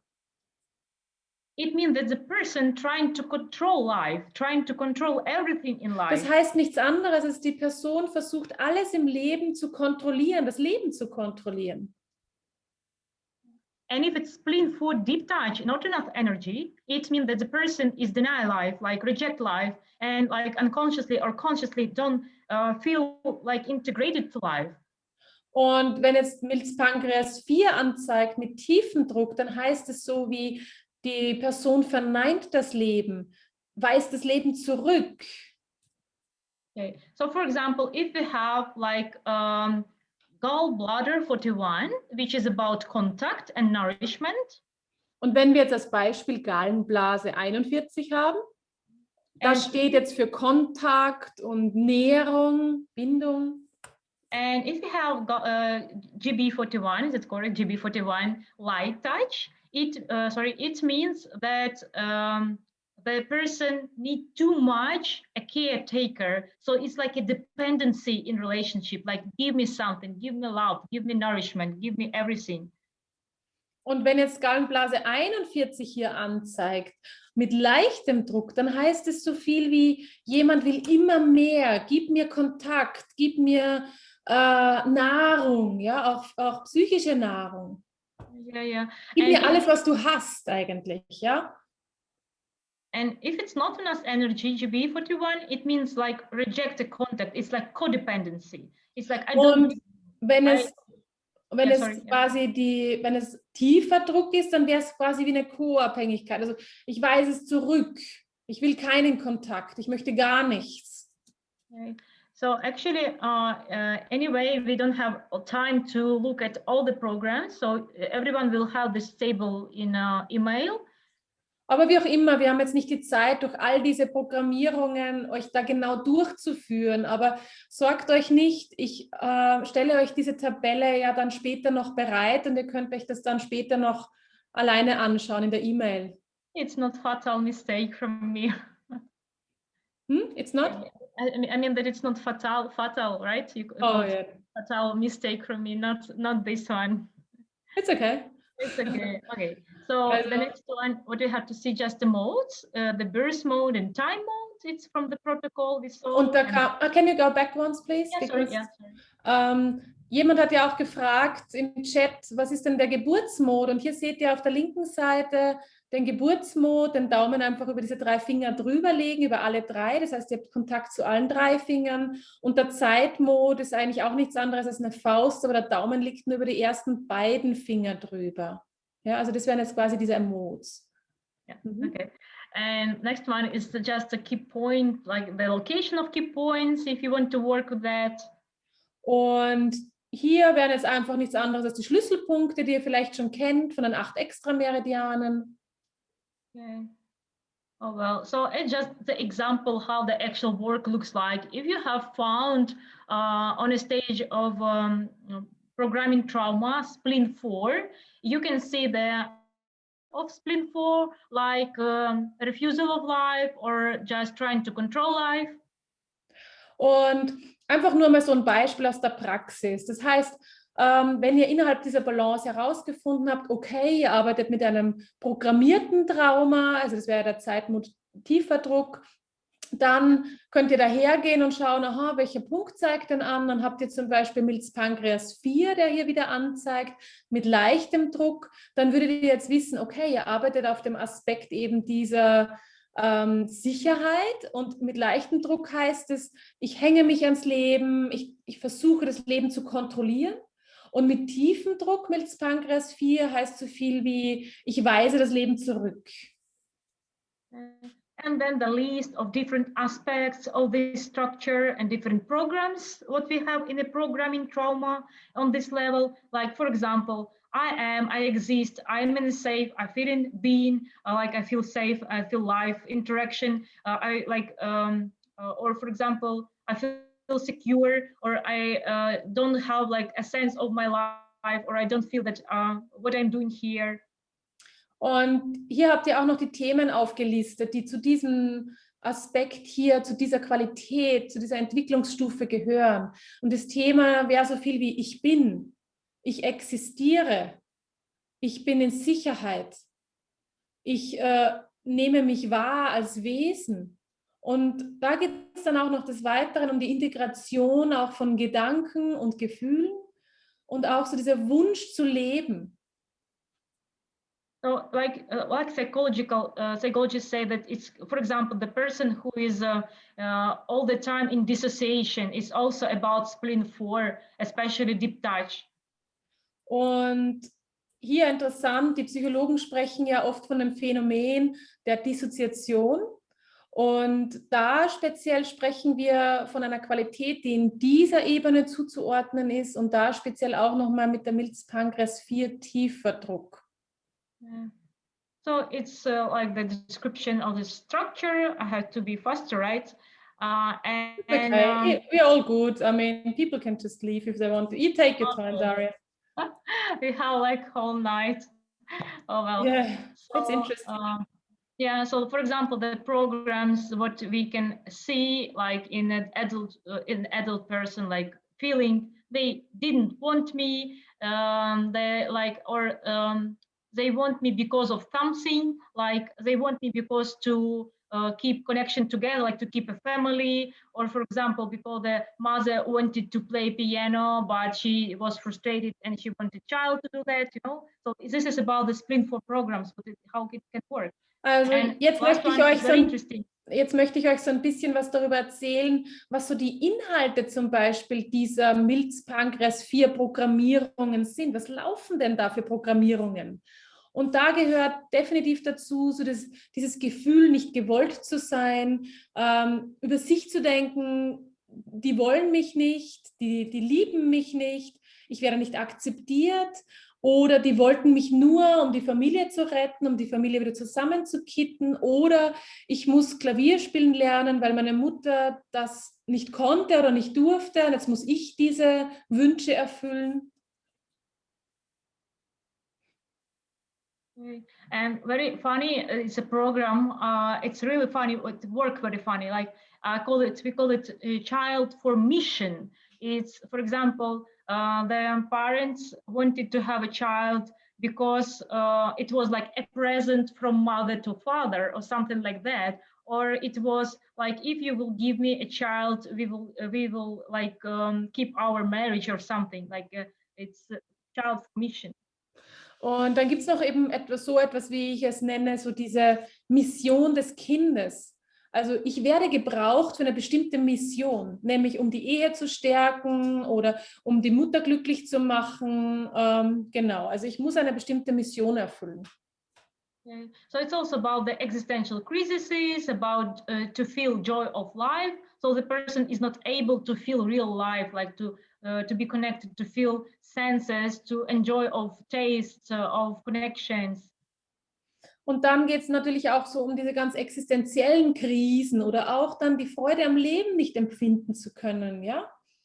So all the things that could happen during this stage can influence on this stage and can create the special program, which is programming trauma. Und das ist alles, was quasi in diesem Entwicklungsstadium passieren kann. Und das hat natürlich einen Einfluss auf meine eigene Entwicklung und das nenne ich dann eben dieses programmierte Trauma, ja, wenn quasi Stress zu diesem spezifischen Entwicklungsstadium passiert. Last one example and we go next. It's, for example, if mother's thoughts about abortion, it's very widely spread here. And then it's, for example, the grown-up person can unconsciously feel, I don't want to leave or think about the suicide just because of this program. Und das letzte Beispiel jetzt zu der Programmierung auf dieser Entwicklungsstufe wäre dann, wenn die Mutter sich eigentlich eine Abtreibung wünscht oder das Kind abtreiben wollte. Das kann natürlich auch übergehen auf das Kind und auf das Kind wirken und dazu führen, dass ich nicht da sein will oder nicht sein kann und so weiter, nicht mit dem Leben verbunden bin. Like I don't deserve life or something like this. Oder einfach auch das Leben nicht verdiene, kann ja auch sein, dass ich das einfach nicht spüre, zu sagen, ich habe es nicht verdient, am Leben zu sein. Okay. And the last part of this presentation is about actually neurophysiological mechanism of trauma.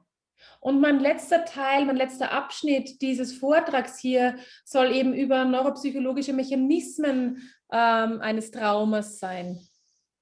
Okay, so let's look at this mechanism. First is actually freezing. Und ja, lasst uns mal diesen Mechanismus anschauen. Die erste Stufe wäre quasi das Einfrieren.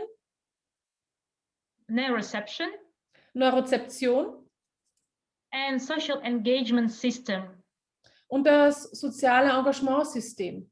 Oder wir nennen es eigentlich auch das Social Engagement System. Das ist eigentlich auch im Englischen verwendet. Okay, thank you. So after you did that protocol, like burst mode, then time mode, for example, deep touch V20, then for example, spleen 4 light touch, and you pulse it, and you have found some programs about the refusal of trying to control life. Then you actually want to look at how actually it works in a physical body. And if you did before NEPS1, what I can recommend, you can just do a protocol from NEPS1, fear system. But when you have to work with a physiological point, you just have to put CV13, which means freeze. Okay, I'll see if I get that all.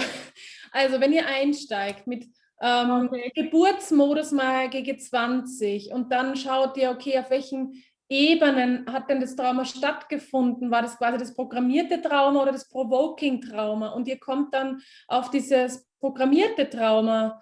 Das war das mit dem Zeitmond, tiefer Druck. Und wenn dann auf diesen programmierten Trauma zum Beispiel Milz-Pankreas 4 anzeigt, ja? Okay, then what is then? When after the 4 shows. Did that, then we want to look at the neurophysiology, and then we can do a fear system.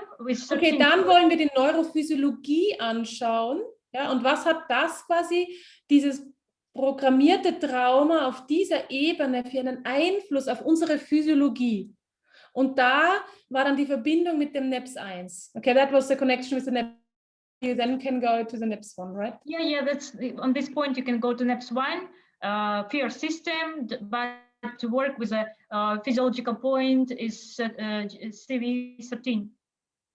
Und right? Da an der Stelle könntet ihr dann quasi in Richtung NEPS1 gehen und mit dem Angstsystem zum Beispiel hier arbeiten. Und der Physiologie-Point dazu wäre dann Zentralgefäß 14. I don't quite get how you use central vessel 14 in this. 13, I'm sorry, just because of my spelling. It's 13. Yeah, okay, because I was just wondering, because 14 is not fear. Okay, also ich habe jetzt nochmal nachgefragt, weil 14 ist ja nicht Angst, aber sie würde dann mit Zentralgefäß 13 hier einsteigen. So you would work with 13 and not 15, right? Or would you choose? That's what I think, that it's just about the freeze okay. state. Also sie würde jetzt hier an der Stelle nur mit Zentralgefäß 13 arbeiten, weil es geht ja hier um dieses Freezing, um dieses Einfrieren, und das wird quasi als direkte körperliche physiologische Reaktion mit Zentralgefäß 13 kodiert, wohingegen das reine Angsterleben ja 15 wäre. Okay. But what we actually can do next after freeze is a neuroception, system of neuroception. Und was wir dann als nächstes tun können, wäre quasi dieses nach dem Einfrieren, wäre das System der Neurozeption.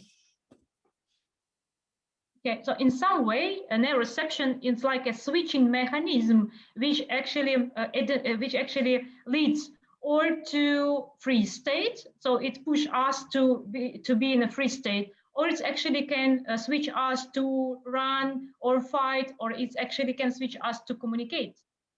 Also dieser Neurozeptionsmechanismus ist quasi ein Mechanismus, der auswählen kann zwischen einem Zustand, wo wir einfrieren, oder einem Zustand, wo wir kämpfen oder flüchten können. Okay, so if the neuroception think that something is dangerous for us, it will push us to, for example, to a freeze state. And if the neuroception system say to identify something from outside, like it's safe to us, then we, for example, can have a nice conversation with someone. So it's actually what neuroception do. Und was die Neurozeption eigentlich hier bewerkstelligt, ist, dass wir, wenn wir Gefahr von außen erleben, zum Beispiel als Reaktion einfrieren, aber wenn wir Sicherheit von außen erleben, uns die Neurozeption dazu beflügelt, zum Beispiel in Kontakt mit jemandem zu gehen, einen sozialen Kontakt. Okay. So it's like just remind you about the three levels of how the brain works, like on the reptilian level, mammals level, and neocortex, the human level. Und an der Stelle möchte ich euch erinnern an dieses dreieinige Gehirn, an quasi den Hirnstamm, an das limbische System und an den Kortex. So if I see something like from outside and my neuroception identified like it's a huge danger, so then I go to freeze. If my neuroception identifies something from out like, okay, it's danger, but I can fight or fly, so I do that. And if it's someone who is nice for me, I can communicate with them. So this is a free level of how the brain works here. Und so ein kleines Beispiel eben nochmal, wie diese 3 verschiedenen Bereiche des Gehirns arbeiten. Wenn ich Gefahr von außen erlebe, dann gehe ich vielleicht in einen Freeze-Zustand. Wenn ich vielleicht abgemilderte Gefahr von außen erlebe, gehe ich vielleicht in einen Kampf-Flucht-Zustand. Und wenn ich Sicherheit oder jemand Nettes mir im Außen begegnet, dann werde ich in den sozialen Kontakt eingehen. Okay. So this is the neuroception, how we can check up the access to neuroception. And it's like 2 modes together. And as Stephen Poore just explained, that neuroception actually work not only from outside danger, but also from the inside danger. And his example was that like, if there is a child, small child, and the small child has like a colics and it hurts the child, it's the neuroception will identify it like inner danger and also will switch the response, for example, to crying, like what we have, like when the child is crying. Und so wie es in den Büchern auch beschrieben steht, ist Neurozeption natürlich nicht nur abhängig von äußeren Faktoren, sondern wir können quasi auch ein inneres Schmerzerleben haben, welches die Neurozeption aktiviert, wie zum Beispiel, wenn ein kleines Kind Bauchschmerzen erlebt. Dann fängt es natürlich zum Weinen an und es hat natürlich auch wieder Auswirkungen im Außen. Okay. So to test, is a danger about the trauma was from outside or it was something about inner processing or inner different physiological things, we just can test that.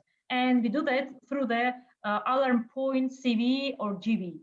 Und so könnten wir jetzt hier mit diesem Mode und der Propriozeptionsberührungsmode, also der Propriozeptionsberührungsmode wäre ja das, was ich euch vorher gezeigt habe, mal eben dann Gouverneursgefäß oder Gouverneursgefäß mal Zentralgefäß plus dann Zentralgefäß für Yin oder Gouverneursgefäß für Yang. Und das Zentralgefäß für Yin steht für traumatischen Stress, der internal aus meinem eigenen Körper herrührt, vielleicht eben durch Bauchschmerzen. Dann scanne ich den Körper oder Gouverneursgefäß steht dann für Yang. Das heißt, die Gefahr kommt von außerhalb meines Körpers. Okay, so you just translated, I guess, most of things. Just I have to. Yeah, so you're using the proprioception touch times, governing times. Time, proprioception touch, right. But you do it then all together. Is it proprioception? I do that like this, and then put the circuits, like my, that's my legs circuit, right? And then I test to change which point will change the indicator state. CV. Okay. Because in the first line you have written proprioception touch times governing vessel times central. Yeah. Just then plus. Then should be like plus. Yeah. Okay, so it's really just proprioception touch, and then you do. It means then is it then either plus central vessel or governing vessel? Plus government vessel, okay. Right. Also hier die Neurozeptionsbalance geht so viel wie Propriozeptionsmod, also mal Berührung, also ich mache quasi Berührung, Propriozeption und dann teste ich, wenn das anzeigt, ist es entweder Gouverneursgefäß oder Zentralgefäß, mehr ist es nicht.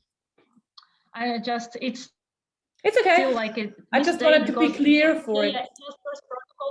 Just the first protocol was like you saw it on the screen, like at the same time, because I didn't do like a separate inner and outside. But then I saw that it can work like outside, inside, from outside. So if we have like CV, it shows so that it means that its danger comes from internal world, and so it means that we have to test or alarm point to find the location of organ. It could be related to inner sensation of organ, or it just scan the body, something that you do to find the location of this stress inside. Und wenn ihr jetzt eben Zentralgefäß, den Yin-Alarmpunkt austestet, dann könntet ihr noch die Alarmpunkte scannen, um herauszufinden, wo der Körper aus dem Innen heraus Stress produziert. And if it's GV, it means the danger comes from outside. It's very easy. You just test or scan with the hand, like where is the location? Is it head, face? Is it front, back, like right side, left side? What that? Put to circuit and balance. Und wenn es Yang ist, also der Gouverneursgefäß, Meridian anzeigt, dann ist es sehr leicht. Dann brauchtet ihr eigentlich nur schauen, wo im Außen, ist es vorne, hinten, ist es am Kopf, ist es bei den Füßen, ist es auf der Seite, einfach nur in den Verweilmod und dann entstressen. And what I actually try to explain to students that this protocol is a part of a main protocol of trauma, and you know which topic you work with. So it means that you have to activate. If you have found the location, for example, like in the front of your body near the chest, and you work with a certain situation, you may ask the client to try to activate the situation and put the focus of attention to this area and to feel what's actually going on when you, for example, interact with the father or, for example, when you talk with the boss. Und ich habe eigentlich genauso diesen Teil, das ist nur so ein kleiner Teil eigentlich meiner Traumabalance, die ich im Kurs gebe. Und was ich an der Stelle mache, ist, dass ich quasi, wenn ich außen raus teste, ist den Klienten zu fragen, was er in diesem Bereich in Korrelation natürlich zu seinem Trauma spürt, an dieser Körperstelle, ja, wenn er zum Beispiel an seinen Vater denkt oder an was auch immer für ein traumatisches Erlebnis da stattgefunden hat und den da auch nochmal dran denken lasse. Okay, so this is like the finish. This is a whole protocol like we saw before. Und jetzt sind wir schon fast fertig. Also das wäre jetzt nochmal so quasi das gesamte Protokoll, wie ich es euch vorher schon gezeigt habe. So Birth Mode, G20. Und der Geburtsmod mal GG20. Then what I have to say that we do only time mode deep touch G20 because we don't have extra protocol for provoking trauma. It's other topic. I have to explain a lot around this. So we just put to circuit time deep touch and pulse G20. Und was ich euch hier an der Stelle sagen muss, natürlich, ihr könnt jetzt hier nur den Zeitmod Tiefendruck eingeben, mal GG20, weil leichter Druck steht ja für Provoking Trauma und da habe ich jetzt nichts darüber gesagt, das wäre ein ganz großes, neues Thema. Aber ihr gebt hier Zeitmod mit Tiefendruck mal GG20 ein für das programmierte Trauma. So if you put time mode deep touch, you already in a core of personality. So then you have to check up key point of extra meridian, light up deep touch, put to circuit and pulse. Und wenn ihr das eben eingebt, tiefer Druck, dann seid ihr schon in der Kernpersönlichkeit. Und dann braucht ihr quasi nur noch schauen, wo, in welchem Bereich der Kernpersönlichkeit kam es zu dem Trauma. Und dann könnt ihr die Schlüsselpunkte durchgehen mit leichten oder tiefen Druck. Yeah, then you can use a table which you will have in your email later, which say you exactly the explanation of this balance. And what you can do with that, you can talk with the client or just say that it shows whatever you do usually, or just to put in the circuit like information, how you usually work. Und an der Stelle könntet ihr natürlich dann die Tabelle verwenden, die ich euch später noch zukommen lasse. Die findet ihr dann in eurem E-Mail. Und mit dieser Information könntet ihr entweder die Information nutzen, um mit eurem Klienten darüber zu sprechen, oder sie einfach nur einzuspeichern und zu entstressen, mehr nicht. I feel I'm close to finish. I'm so happy. Yeah, so next step is you have to find, it's easy for someone who practices kinesiology just to find the time of fixation. It means that if you are in a spleen 4 and in the table you see actual time of this period, so then you test from the conception to the birth which exactly time trauma shows. Oh, sorry, I lost you. Can you say that again? Okay, yeah, sure. So if you have this a table, sorry. If you're working with that table. Yeah. Yeah. If you have this table. Yeah. And you see, for example, it shows spleen 4, right? Yeah, oh, you already said that. Then you can have the light or deep touch and then you see which one so it is. It means this period of time from the emergence, from the conception to you're talking about the time, okay. So you have to find from this period. Oh, okay. Ja. Also es geht natürlich auch darum dann, dass ihr diese Zeitperiode damit genauer festgestellt habt. Ja? Um welche Zeitperiode innerhalb meiner Persönlichkeitsentwicklung, welche Zeitperiode ist da betroffen hinsichtlich des Traumas? Like for example, it can be trauma on the like 4 months of mother's pregnancy, or it can be you know, like the process when the child go through the, well, is it рождение роды? 1 second. Also es könnte natürlich sein, dass der Stress schon auftaucht in dem 4. Schwangerschaftsmonat. Yeah. Or it's a trauma of childbirth, you know, that it's actual the special time when the trauma shows. So this is a 5.5 to find the correct time. And Oder hier genau Punkt 5 wäre dann wirklich die genaue Zeit zu finden, wann genau das Trauma auftaucht. 6 is about freezing mechanism from NEPS 1. Und 6 wäre dann der Punkt vom dieser Einfriermechanismus von NEPS 1. And 7, what you can use, it's a neuroception balance that I showed. Und unter Punkt 7 könntet ihr die Neurozeption Balance verwenden, die ich euch vorher schon gezeigt habe. And then correction. Und dann sind wir schon bei der Korrektur. Okay, Alexandra, that's all. I think I'm ready to answer the questions if they are. I saw that's a lot of them there. Okay, also vielen Dank mal an euch. Das wäre jetzt quasi das Ende meines Vortrags. Und jetzt bin ich noch bereit, eventuelle Fragen zu beantworten. Oh, wow. Und um nur mal vorauszusagen, wenn jemand Darius Kurs buchen möchte im Herbst, ja, im Oktober, dann ist als Voraussetzung NEPS 1 mitzubringen. Die neuroemotionalen Bahnen 1 sind Voraussetzungen für Daria Kowalczuks Kurs im Herbst. Well, is there any questions? Because I actually can't read in German. Also, wenn da noch Fragen sind, könntet ihr auch eure Stummschaltung, glaube ich, aufheben. Genau. Can they unmute themselves? Darf ich kurz was fragen? Okay. Warte mal ganz kurz. Ich bin gerade noch da dabei, sonst schlüpft es wieder weg. Mit Bindungsstilen. Could you do that also with the different bonding styles? You know, like the anxious one with gallbladder 41 over energy, or a avoidant one with gallbladder 41 under energy. What do you think? Just you know, I didn't Bowlby, get that. you know, those yeah, Bowlby, the those boundaries styles, for so sure. she So probably, does it work for GB41 and small intestine 3? yeah. So this, yeah.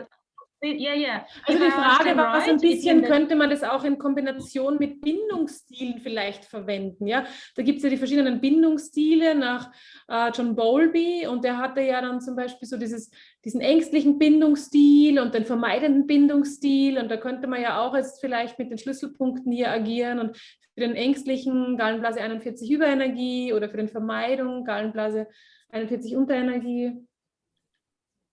So just what I have to clarify, that if you talk about the boundaries and that's a connection between the mother and the child, it's actually first 3 structures. It's okay, also um das mal GB41. klarzustellen hier an der Stelle, wenn ihr von Bindungsstilen sprecht, dann befinden wir uns ja automatisch in diesen ersten 3 Kästchen, wenn ihr euch erinnert, diese gelben in unserer Tabelle. Ja, also da müsst ihr euch an diese richten.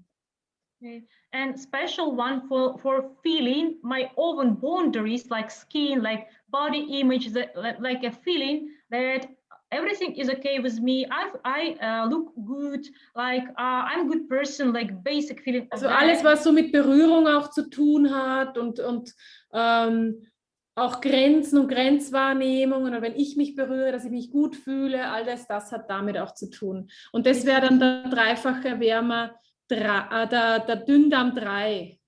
Yeah, it's small intestine free. It's about boundaries, actually. Und da geht es um Grenzen und Grenzwahrnehmung. Yeah, and okay. there is actually a very interesting mechanism. A very interesting example from one book was that one girl, she had like a pathology on her physical body, but her parents actually educate her like everything is okay, she's normal, she's beautiful, and in adulthood she had a very healthy feeling that she's healthy, everything she is okay, her body image was okay. Also da geht es auch viel um die Körperwahrnehmung und zu sagen, okay, meine Körperwahrnehmungsbild ist okay und ist in Balance. Ja? Okay. Okay, so there was a question, I think a huge one. Ja, okay. Antje, du hattest noch eine Frage. Ja, ich habe eine kurze Frage. Habe ich das richtig verstanden? Dass Daria hat das ja sehr ausführlich dargestellt. Es war wirklich total beeindruckend mit diesem individuellen Entwicklungstrauma. Und habe ich das richtig verstanden, dass eine frühere Erfahrung der Seele, dass sie an einer Stelle eingefroren ist, dass das auch im Grunde genommen das ganze Thema des individuellen Entwicklungstraumas auch beeinflusst oder dass es schneller dazu kommen kann? Beeinflusst sich das gegenseitig? Did I understand that right? And first of all, I wanted to thank you for this wonderful talk. I really appreciated it and it was very cool. So would you say that because you were talking about that, those different soul experiences from also all our past lives can also influence, or those freezing points you were talking about, you know, those freeze points of the soul you were saying, and could they also from past lives, could they influence that those levels we were just talking about? Absolutely, yes. It's actually what I said on the talk. Ja, unbedingt. Also das ist genau das, was ich eigentlich in meinem Vortrag auch vermitteln wollte, ja. Yeah, and I have extra tables that shows there's also different stages of social cultural development in society, and other tables about the different stages of life emergence. So actually we have even access to these levels, like, okay, so which qualities I missed, on which level I missed. For example, I'm not able in my personal structure now to feel like self-love, for example, or self-respect, whatever you want to say. From all the structure. Also, ja, auf jeden Fall. Und auf jeden Fall. Und das hat natürlich auch nicht nur darauf Einflüsse, sondern natürlich auf unser soziokulturelles Erleben und auch auf unsere existenziellen Geschichten. Also wie gut ich mich spüre und wahrnehme. Ja, also auf jeden Fall. Und ich habe da noch mehr zu diesem Thema in meinem Kurs und da habe ich auch noch mehr zusammengeschrieben. Also das wird da auf jeden Fall noch ausführlicher dargestellt. Ja, wunderbar, danke schön. Okay, thank you, wonderful. Yeah. Okay, there's this question from Vincent. Hang on, I'll just translate it for you.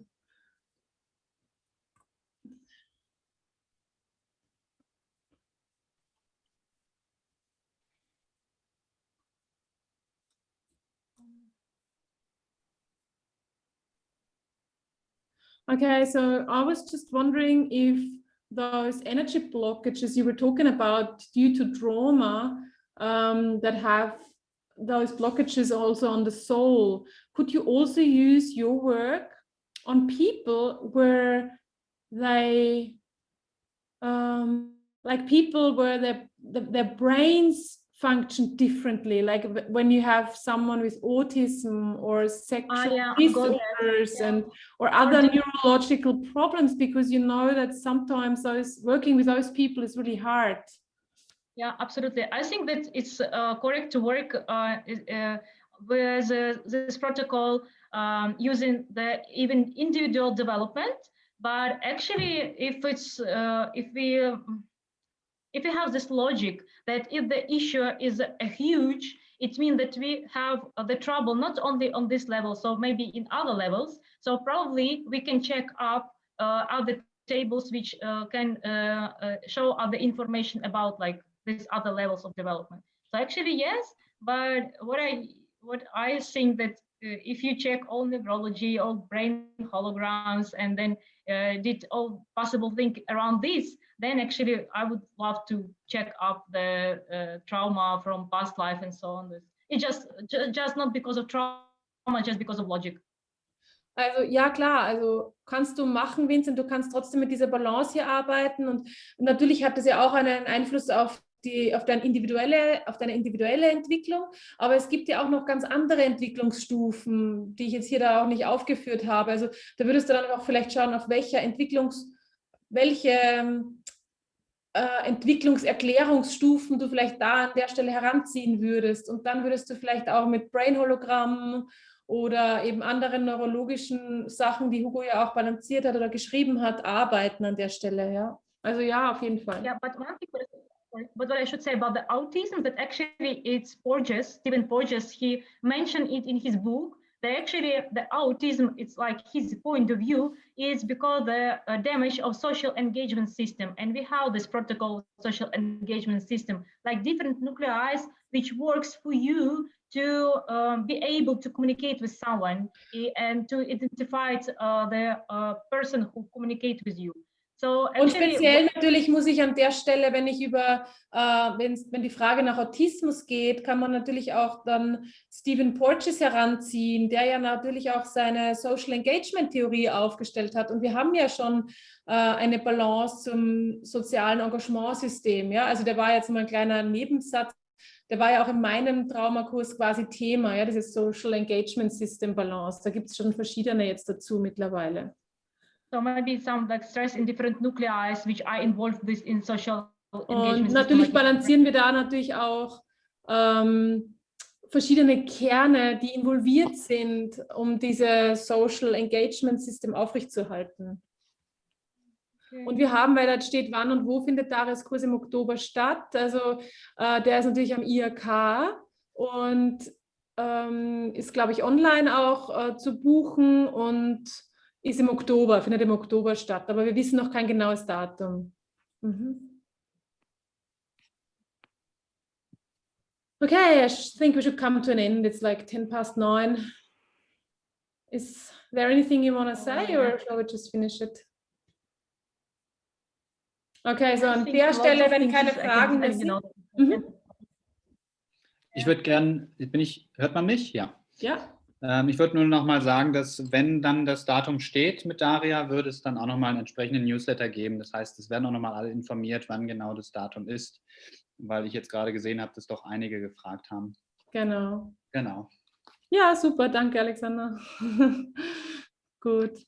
Ja, dann würde ich an der Stelle erstmal Daria natürlich einen großen Dank aussprechen für diesen wirklich sehr informativen und wertvollen Beitrag. Und auch, dass sie so spontan eingesprungen ist, nachdem uns ja Stephen ausgefallen ist. Und erstmal nochmal vielen Dank, Daria. So thank you a lot to Daria. So also for jumping in so quickly and doing your very wonderful and great talk. And it was very interesting. And I was really grateful to be able to translating you on that, actually. It was very interesting for me as well. I have to say sorry for my English to you because no, it's perfect. No worries. I have to try, just... So Daria, to making yourself small, what do you think on what development level you would say that belongs to? It's still a topic. Actually, the trauma work is actually, first of all, it's like to help myself. Ja, und natürlich für mich ist die Traumaarbeit im ersten Schritt natürlich auch, um mir selbst zu helfen, ja, sagt die Daria. Es ist natürlich auch für mich gut gewesen. Okay, dann bedanke ich mich an der Stelle natürlich auch nochmal beim IHK für die Zusammenarbeit und für die Organisation auch dieser kostenfreien Webinare für euch. Dann natürlich auch an all die Teilnehmer ein ganz, ganz großes Dankeschön, dass ihr so lange jetzt auch durchgehalten habt. Das war jetzt wirklich 2 Stunden Webinar, Wahnsinn, echt toll. Und last but not least natürlich vielen Dank auch nochmal an Hugo für das Bereitstellen auch der ganzen technischen Möglichkeiten, dass er trotzdem wieder um 5 Uhr morgens hier aufgestanden ist, um das ganze System hier zu starten. So also thank you to the IIK and to Alexander Kuhn, who is the co-sponsor of all of this. And of course, thank you to all the participants that were now accomplishing all this great talk, and to Hugo Teuber, who made it possible even to meet and to get up so early in the morning, because it's around 5 o'clock in the morning in Australia when we actually start our webinars. So thank you, everybody, and have a good time, and see you next Wednesday with the next topic, which you find in your inbox. Thank you.